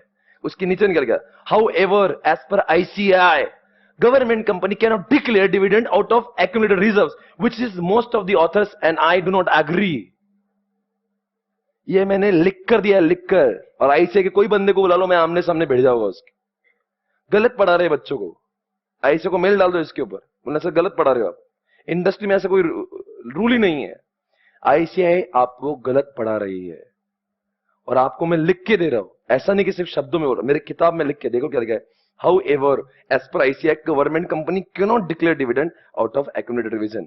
जो कैसा है, जो मैं अग्री नहीं करता हूं। I am not agree with this. Everybody got it? Star mark कर दीजिए इसको, ये सबसे इंपॉर्टेंट है। और आप एग्जामिनेशन क्या लिखेंगे? लिखो, स्टूडेंट्स आर, उसी जगह पे लिखो, students are advise to write, उसी जगह पे 29 पेज पे, students are advise to write. बोलो क्या एडवाइज टू राइट?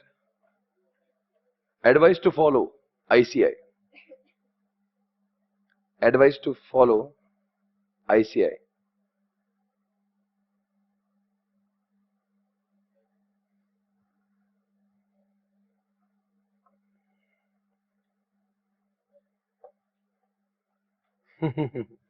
आगे बढ़ना, आ जाओ मैं आगे। अरे एवरीबॉडी, अरे कोई एनर्जी पूरी डाउन हो जाती है आपकी क्लास में? आपको कुछ थके हो गया आप लोग? क्या चाहिए आपको जिंदगी में? कुछ प्रॉब्लम है? कैसा करते हो आप? Are you there? कुछ प्रॉब्लम है? ब्रेक लेना तो ब्रेक लेंगे, ब्रेक लेना है।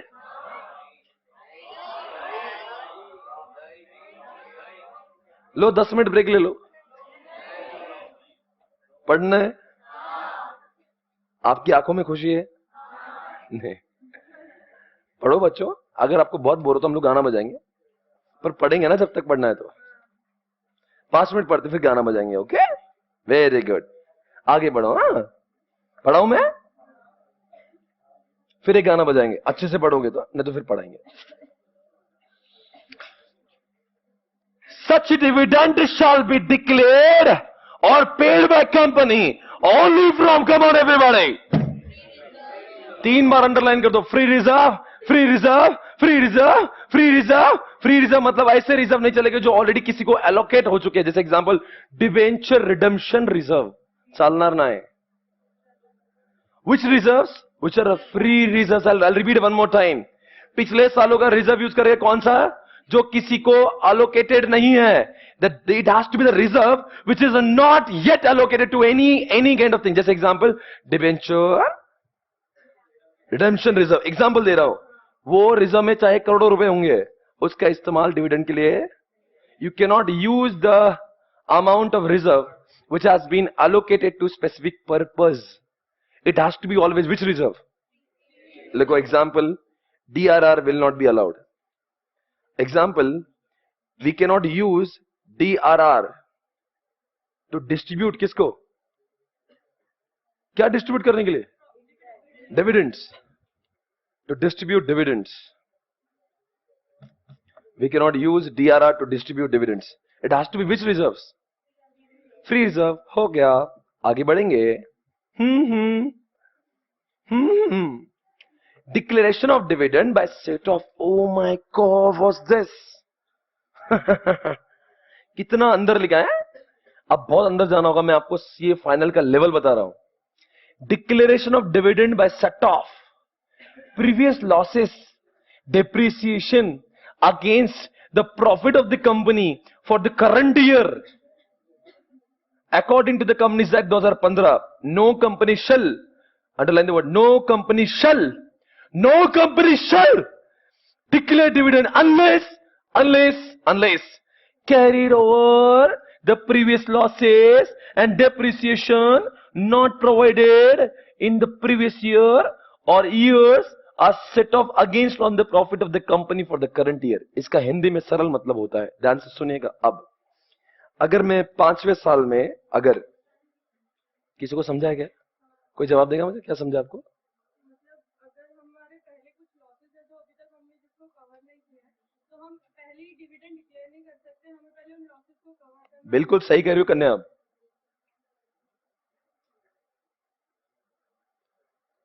कंपनी लॉस में थी. Loss loss loss.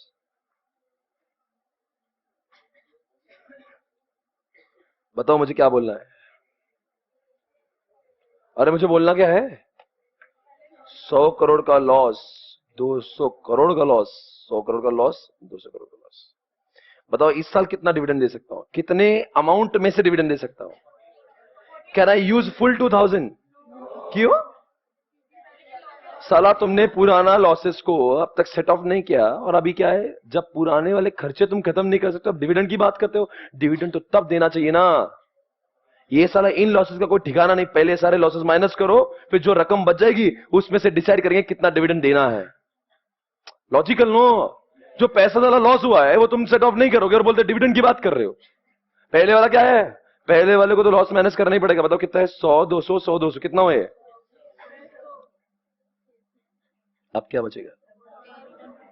अब बोलो मुझे इसका मतलब क्या हुआ? 1400 करोड़ पूरा डिविडेंड दे दूं? 1400 करोड़ में से अब मैं डिसाइड करूंगा कितना रिजर्व रखना है. 1400 करोड़ डिस्ट्रीब्यूटेबल है, उसमें से कितना डिविडेंड देना मैं डिसाइड करूंगा. मैं 1400 करोड़ पूरा के पूरा डिविडेंड भी दे सकता हूं, पर 1400 करोड़ में से अब कंपनी ने 400 करोड़ अगर रिजर्व रखी तो 1000 करोड़ का डिविडेंड भी दे सकती है. डिपेंड करेगा उसके बाद. पर देना 2000 करोड़ को तो टच नहीं करना, पहले 600 माइनस करना पड़ेगा. बोलो भाइयों, समझा क्या? इतना लिखोगे क्या? लगा दो चिट्ठी इस बात पे. अब हम गाना बजाएंगे आपके लिए. ओके, क्या सुनोगे बताओ? एक गाना जो मुझे इन दिनों में पसंद है. कौन सा मालूम है? आपने सुना है क्या?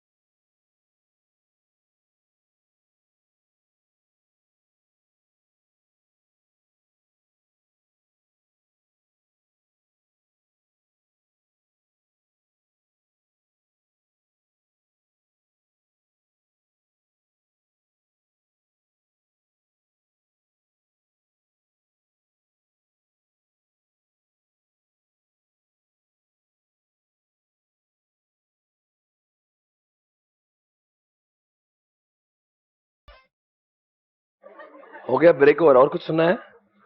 नहीं नहीं बस खत्म, इतना ही। वो तो सिर्फ आपका मन बहलाने के लिए, दो गानों की जरूरत ही नहीं है। Everybody are you there? Come on. ये आपने बहुत शानदार परफॉर्मेंस नेहा जी की ओर से देखा, एक बार तालियां नेहा कक्कर के लिए। क्या बात है दोस्तों, thank you very much, wow fantastic everybody. अब दोस्तों इधर आ जाओ, ओके? हम आपको कहीं और ले जाना चाहते हैं। आपको मैं अब इतने अंदर ले जाऊंगा ना, अब उसकी सीमा खत्म हो जाएगी। अब आप बोलेंगे ये क्या पढ़ा दिया भाई, ये तो बहुत ही गहराई में गए आप। बहुत गहराई में ले जाऊंगा, ले जाओ क्या? बहुत गहराई में है। इतना शायद से आप कभी अंदर नहीं थे, पर मुझे डर है इस बात का कि मैं आपको पढ़ाऊं या नहीं पढ़ाऊं। पढ़ाऊं? बहुत ज्यादा डिफिकल्ट है, मुझे डर लग रहा है पढ़ाने से पहले। आज पढ़ोगे कल पढ़ाऊं?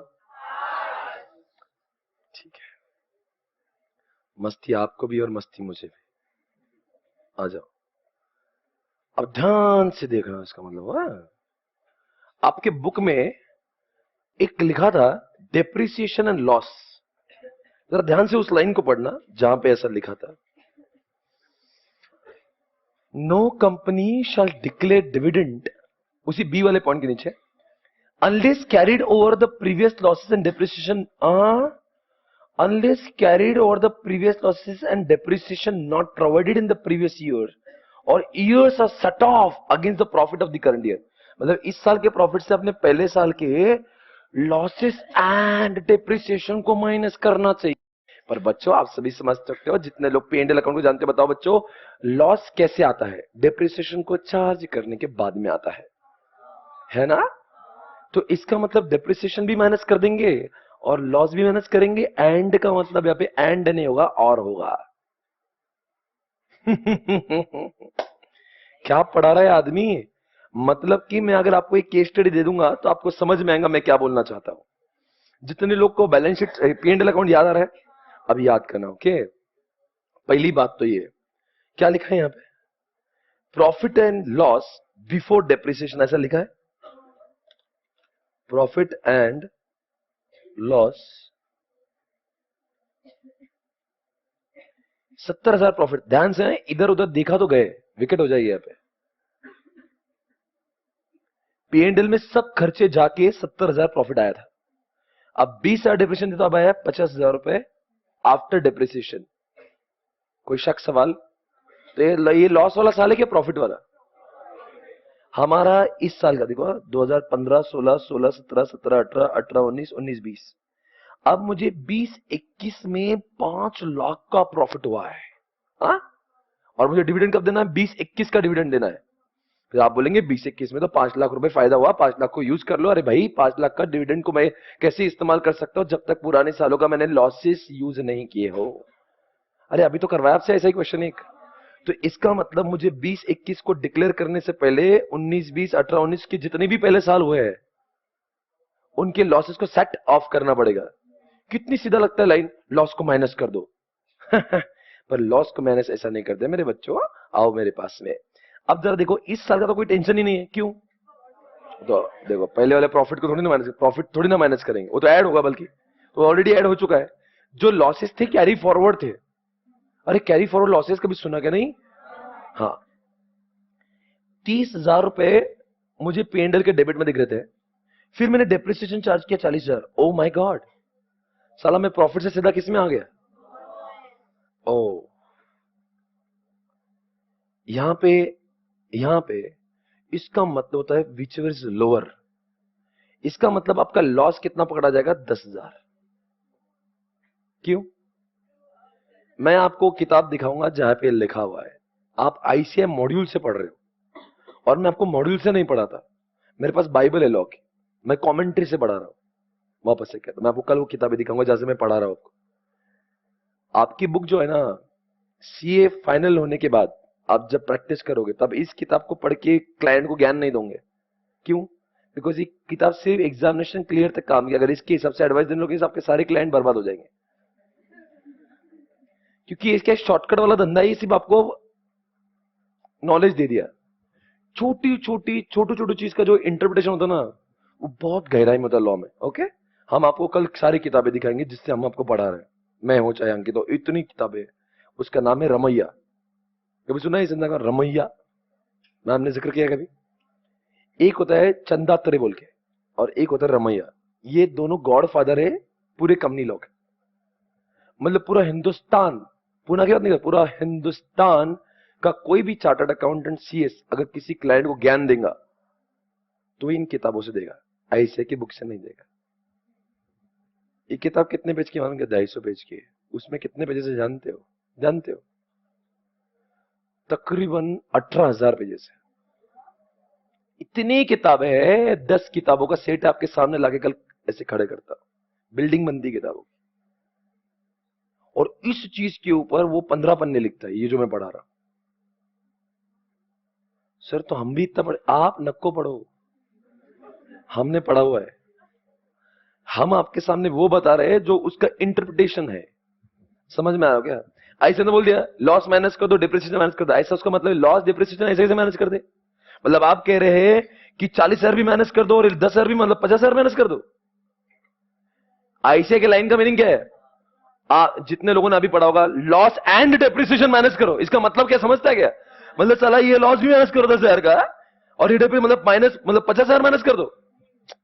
ऐसा अर्थ नहीं है ऐसा, this is not the meaning. Meaning क्या है? ये 40,000, अब वापस से पढ़ा रहा हूं, ध्यान से देना, ध्यान से देखिए। मतलब जो पढ़ा रहा हूं एकदम इतना सुपीरियर पढ़ा रहा हूं, किताबों में दिखेगा नहीं, बहुत अंदर जाके।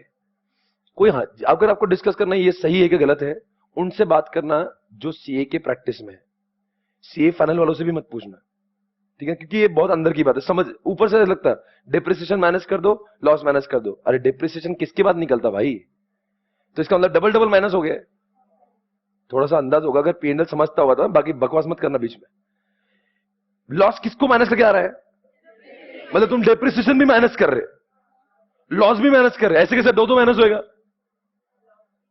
लॉस निकला ही डिप्रिसिएशन को खाके। तो ये 40,000, 30,000 मेरे को प्रॉफिट हुआ था बिफोर डिप्रिसिएशन। 40,000 मेरा डिप्रिसिएशन गया, अब क्या है? 10,000। बुक कहता है, लॉ कहता है, ऐसे केस में जब आप 5 लाख रुपए यूज करोगे ना इस साल, कौन से 20-21 में, तो इसका 40,000 और 10,000 जो बीच में लोअर रहेगा, लोअर 10,000 ये माइनस करोगे आप। समझा? देखो मैंने यहां पे लिखा है 5 लाख माइनस 10,000। एक अगला साल ले तो और क्लियर होगा। मेरा कितना लॉस है 17-18 में डिप्रिसिएशन के पहले? हाँ, मतलब ऐसे है, मतलब ये पेंडल अकाउंट है, ये सारे प्रॉफिट वॉफिट आ गए और इधर सब आ गए। इधर कितना है?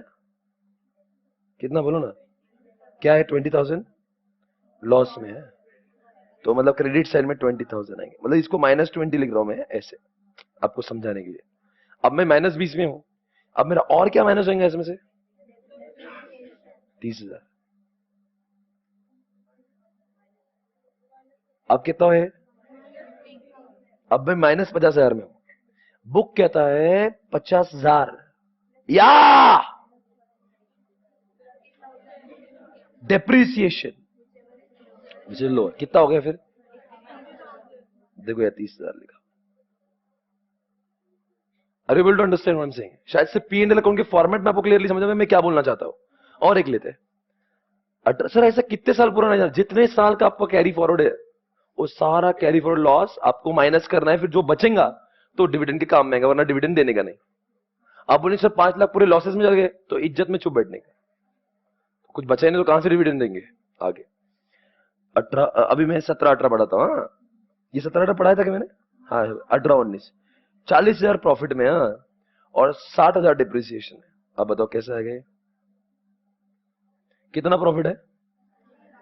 ये पेंडल अकाउंट है, ये 40,000 प्रॉफिट है। हाँ, और डिप्रिसिएशन कितना गया? ये डिप्रिसिएशन गया। अब बताओ क्या आ जाएगा? माइनस, ये मतलब लॉस हो गया। अब बताओ कितना माइनस करने का? 20,000 या 60,000? बीच लोग क्या 20,000? 60,000 कम है कि 20,000 कम है? तो 20,000 यहाँ पे आ गया। समझा क्या? अब आखिरी वाला और एक बार कर लेते हैं। 15,000 डिप्रिसिएशन के पहले और ये 25,000 डिप्रिसिएशन। और बोलिए आप,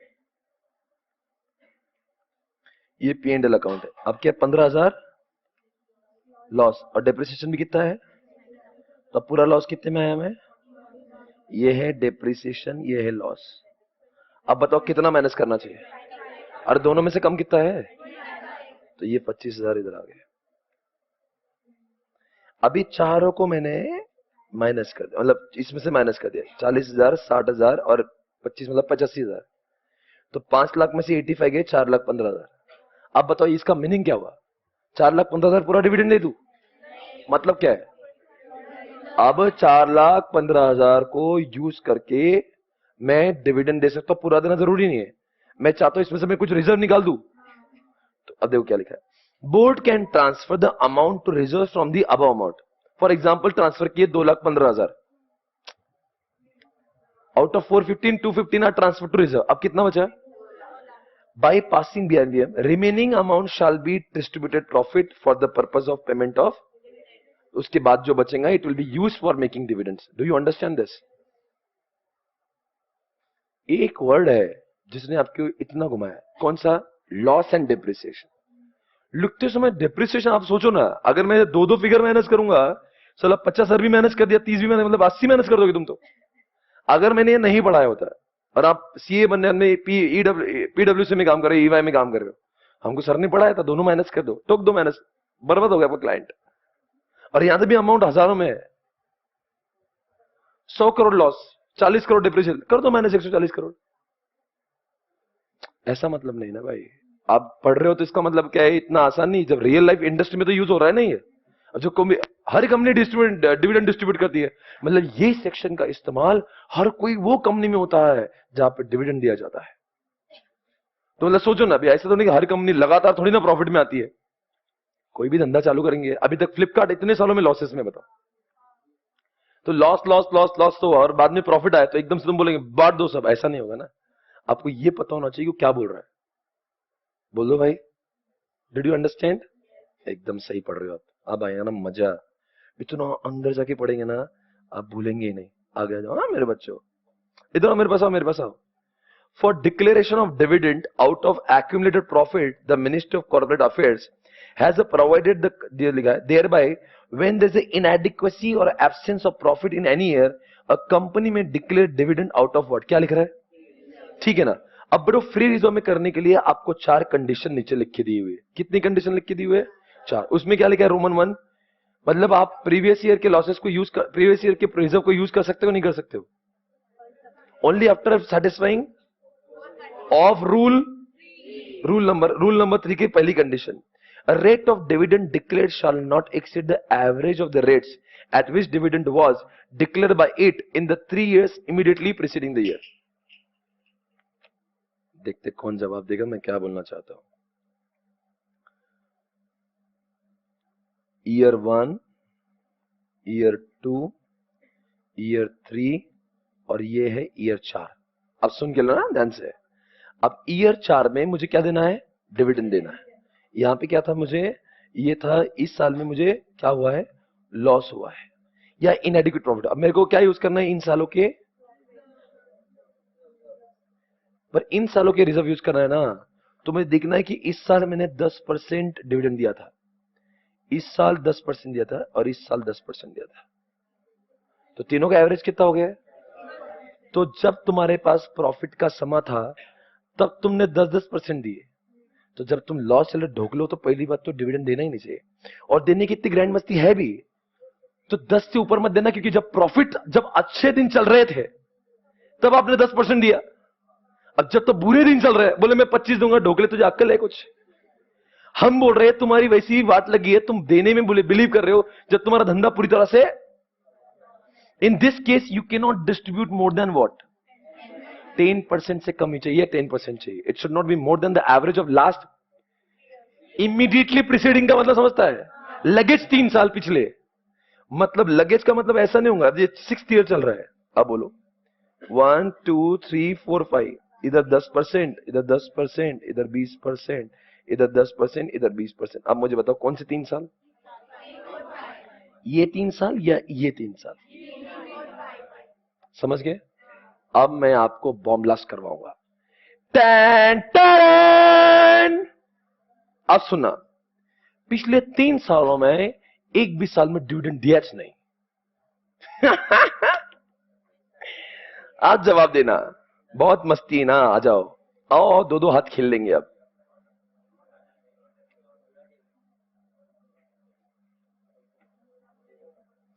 इधर की रिजर्व बहुत है, अरे बहुत पैसा था इधर, 000 दिया।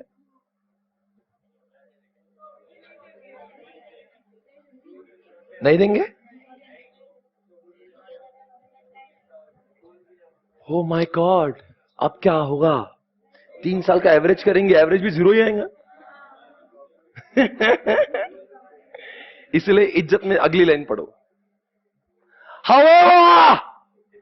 However, this rule will not,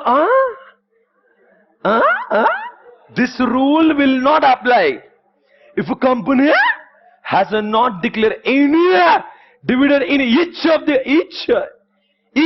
प्रत्येकी 3 वर्ष डिव्हिडंड दिलाच नाही तर हा रूलचा वापर होणार नाही। वापस से हिंदी में, 3 सालों में, तीनों क्या 3 सालों में, what is the word? Each. Each का मतलब एनी नहीं लिखा है,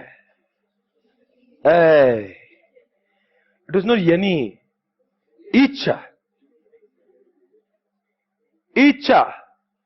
ईच और एनी का फर्क समझता है क्या? एनी बोल तो तीनों में से कोई भी एक साल, एनी। मैंने ये एनी नहीं बोला, ईच। तीनों क्या तीनों, उसमें भी डिविडेंड दिया नहीं तो फिर ये रूल लगेंगे नहीं। रूल लगेगा नहीं मतलब क्या? 3 साल का एवरेज वाला रूल नहीं, फिर 4 कंडीशन में से 3 ही कंडीशन का उपयोग होगा। अच्छा, मतलब ऐसा मतलब क्या? मतलब जो रोमन 2, रोमन 3, रोमन 4 के हिसाब से डिविडेंड दिया जाएगा। और होशो हवास में सुना करो, यहां पे आंखें खोल के। इस केस में एवरेज वाली रोमन 1 की कंडीशन का उपयोग होगा ही नहीं।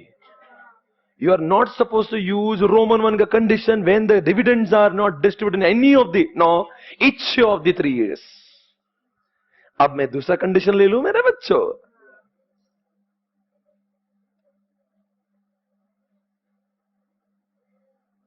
नहीं।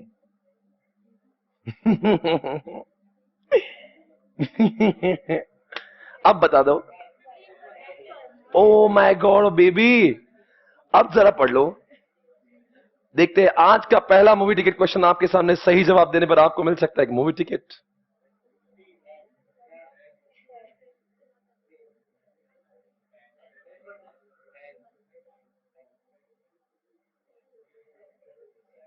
क्या लिखा है हमें? Rate of dividend declare shall not exceed the average of the rate of the dividend was declared by it 3 years immediately preceding the years। ओ, पर 3 years तो दिया ही नहीं, 2 साल ही दिया है। तो ये रूल, पहली बात तो आपको जवाब देना है, रूल लगेगा क्या नहीं लगेगा? हाँ, लगेगा। क्यों? वो ईच का ऐसा 3 बार अंडरलाइन करो, 1 2 3 ईच। मतलब पहली बात तो ये रूल लगेगा क्योंकि वो 3 में से 2 साल तो दिया है ना, तो मतलब ये रूल का उपयोग होगा। अब बताओ कितना? 3 साल का एवरेज तो नहीं, अब 2 ही साल है। कौन जवाब देगा? कितना डिविडेंड दे सकता हूं मैं? हाँ चंडी, आप जवाब देंगे।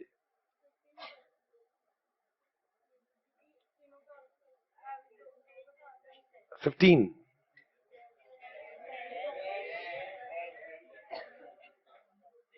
खड़े हो जाइए। 10%। क्यों? 3 साल से डिवाइड करेंगे या 2 साल से? क्यों? 2 साल को डिविडेंड दिया ना, ये तो कह रही है। पर 3 साल का, तीसरे साल तो डिविडेंड दिया ही नहीं। ए डिवाइड बाय 3 से बोल रहा, देखो 3 से नहीं 2 से। And the correct answer is 3 से। और आप जीतते हो एक पूरा मूवी टिकट पॉपकॉर्न के साथ में। एक बार ताली बजा दो इनके लिए, सही बोल रहा है। 3 से।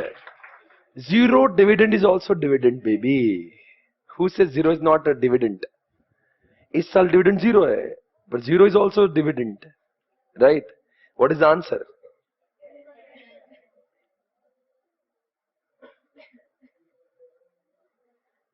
बोल दो। बैठ जा बेटा ना, जरा बोलो ना कितना? 10% से ज्यादा नहीं। कौन से साल? चौथे साल। और ये कब की ग्रैंड मस्ती? जब चौथे साल में एक्चुअल में लॉसेस है, फिर भी आपको देना है ना तो दे दो, पर पिछले 3 साल का एवरेज करके। अगर तीनों में 10-10-10 होता ना तो क्या होता बताओ? चलो मैं फाइनल एक बार अच्छे से लिखता हूं। 1 2 3 और ये फोर्थ। अगर 10-10-10 होता, बोलो जल्दी से। 10-10-20 0 0 0 0। हाँ बोलो बोलो बोलो 0 बोलो। नहीं बोलो ना, बोलो 0 बोलो बोलो और एक बार बोलो 0।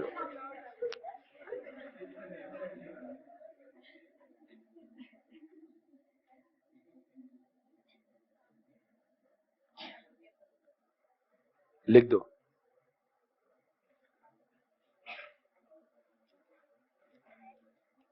लिखना है मतलब क्यों लिखा फिर मैंने यहाँ पे?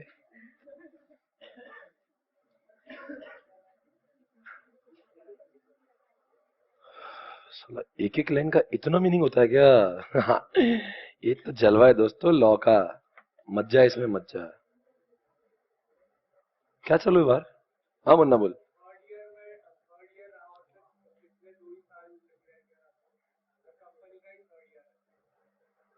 ओ माय गॉड, ये कैसा सवाल पूछ लिया आपने। जवाब दे रहा हूं। सवाल सही पूछता रे चिंटू।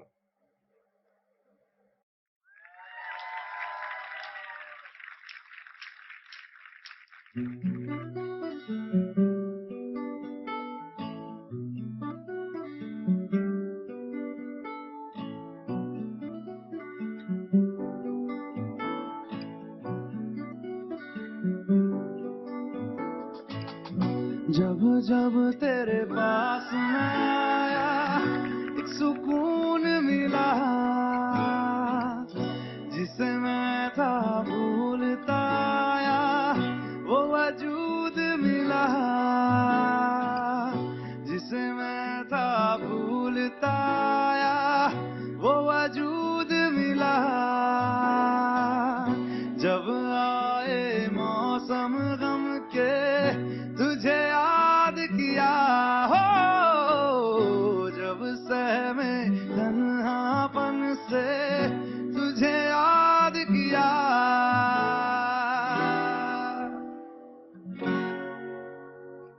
दिल संभल। व्हाट सर, पूरा सुनना है ना? 1:30 के बाद में पूरा सुना देंगे। ओके सो मेरे भाई और बहनों, हम आपसे वो सब पूछेंगे जो हमने आज किया था, फिर आप घर जाएंगे।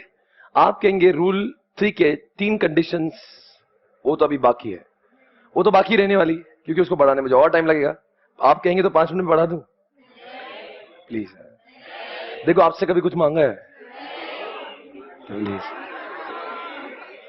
देखो, फीस इसलिए मांगते हैं क्योंकि घर चलता है गरीब का। मैडम और मेरा जो खर्चा है वो निकल जाता है बस। मैडम के खर्चे ज्यादा है, मैं तो गरीब जैसा रहता, तो मैडम के खर्चे पूरा करने के लिए हम लोग फीस लेते हैं।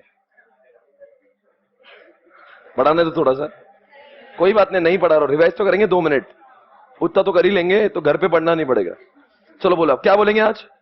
दोस्तों अब बात करेंगे, इस साल डिविडेंड दिया नहीं लिया, अगले साल का डिविडेंड दिया, उसके अगले साल भी डिविडेंड दिया नहीं लिया, ऐसा 7 सालों तक डिविडेंड नहीं लिया, नहीं लिया, नहीं लिया। अब की बार जो शेयर्स होंगे कहां जाएंगे? अब तक तो अमेंडमेंट के पहले यही लिखा था बच्चों कि डिविडेंड सिर्फ आईपीएफ में जाएगा, अब की बार तो लिख दे, बहुत आगे जाएगा। अगला सवाल ये रहा आपके सामने भाई और बहनों, अगला सवाल, अरे देख कम ऑन, जवाब देंगे। बताओ बच्चों, इस साल डिविडेंड डिक्लेयर किया 10 रुपए, इस साल भी नहीं लिया, वो 10 रुपए अगले साल भी नहीं लिए, 7 सालों तक कंपनी ने वेट किया, 10 रुपए हौला लेके जाएगा, कहां जाएगा? जाएगा नहीं जाएगा? जाएगा। एक सवाल, 2016 में डिविडेंड डिक्लेयर हुआ नहीं लिया, 17 का लिया, 18 का डिक्लेयर हुआ नहीं लिया, 19 का लिया, 20 का लिया, 21 का नहीं लिया, 22 का नहीं लिया, क्योंकि हमने क्या वर्ड यूज करते? कॉन्जिक्यूटिव, मतलब क्या लगा? उस केस में शेयर्स को अब ट्रांसफर करने की जरूरत अगला सवाल, आज हमने आपसे पूछा रिजर्व में पैसे ट्रांसफर करना जरूरी है क्या नहीं है? कंपनी को करना कंपलसरी है क्या नहीं है? मे और may not? Company may transfer, may not transfer, ये कंपनी कितने परसेंटेज करना चाहिए? वो भी कंपनी का अपने मर्जी का सवाल। एक सवाल बताएंगे बच्चों, डिविडेंड देने के लिए पैसे कहां से आएंगे? एक तो इस साल का प्रॉफिट, पिछले साल का रिजर्व, या दोनों का? या दोनों को भी यूज कर सकते ना। और चौथी बात, गवर्नमेंट भी दे सकता है। अरे बोल रहे ना दोस्तों, क्या मैं एक्यूमुलेटेड प्रॉफिट का इस्तेमाल करके क्या उसमें से डिविडेंड दे सकता हूं?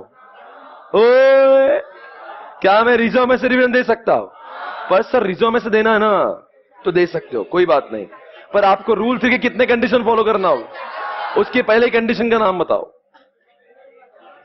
चौथे साल अगर लॉस है तो पहले तीनों सालों का एवरेज चाहिए, पर तीनों साल में से 2 ही साल दिए होंगे, फिर डिवाइड बाय 3 करेंगे, 2 करेंगे, और 0 0 0 एप्लीकेबल है ही या नहीं है? अगला सवाल मैं पूछ ही लेता हूं, जवाब देंगे। अगर आपको लिखा है इस साल मान लो प्रॉफिट हुआ है 2000 करोड़ का और पीछे लॉसेस है बहुत सारे, क्या वो कैरी फॉरवर्ड लॉसेस को सेट ऑफ करना पड़ेगा? लॉस को, डेप्रिसिएशन को, विच एवर इज। अब वो कैसा लोअर करना है आपने अच्छे से लिखा भी है, और वो एक्चुअल में बुक में भी देख के दिया, कोई तो एक पेज में दिया ना, वो पीपीटी में, वो जो मैंने दिया था ना, आपको समझा ना मैं क्या बोल रहा हूं? तो 5 लाख रुपए इस साल का प्रॉफिट था, पिछले साल का लॉसेस 85 करोड़ हुआ, 85,000 हुआ, तो क्या करना पड़ेगा? इस साल जो डिस्ट्रीब्यूट करूंगा वो 5 लाख में से होगा या 4,15,000 में से होगा? तो पहला सेट ऑफ करेंगे या नहीं करेंगे? क्या सेट ऑफ होगा?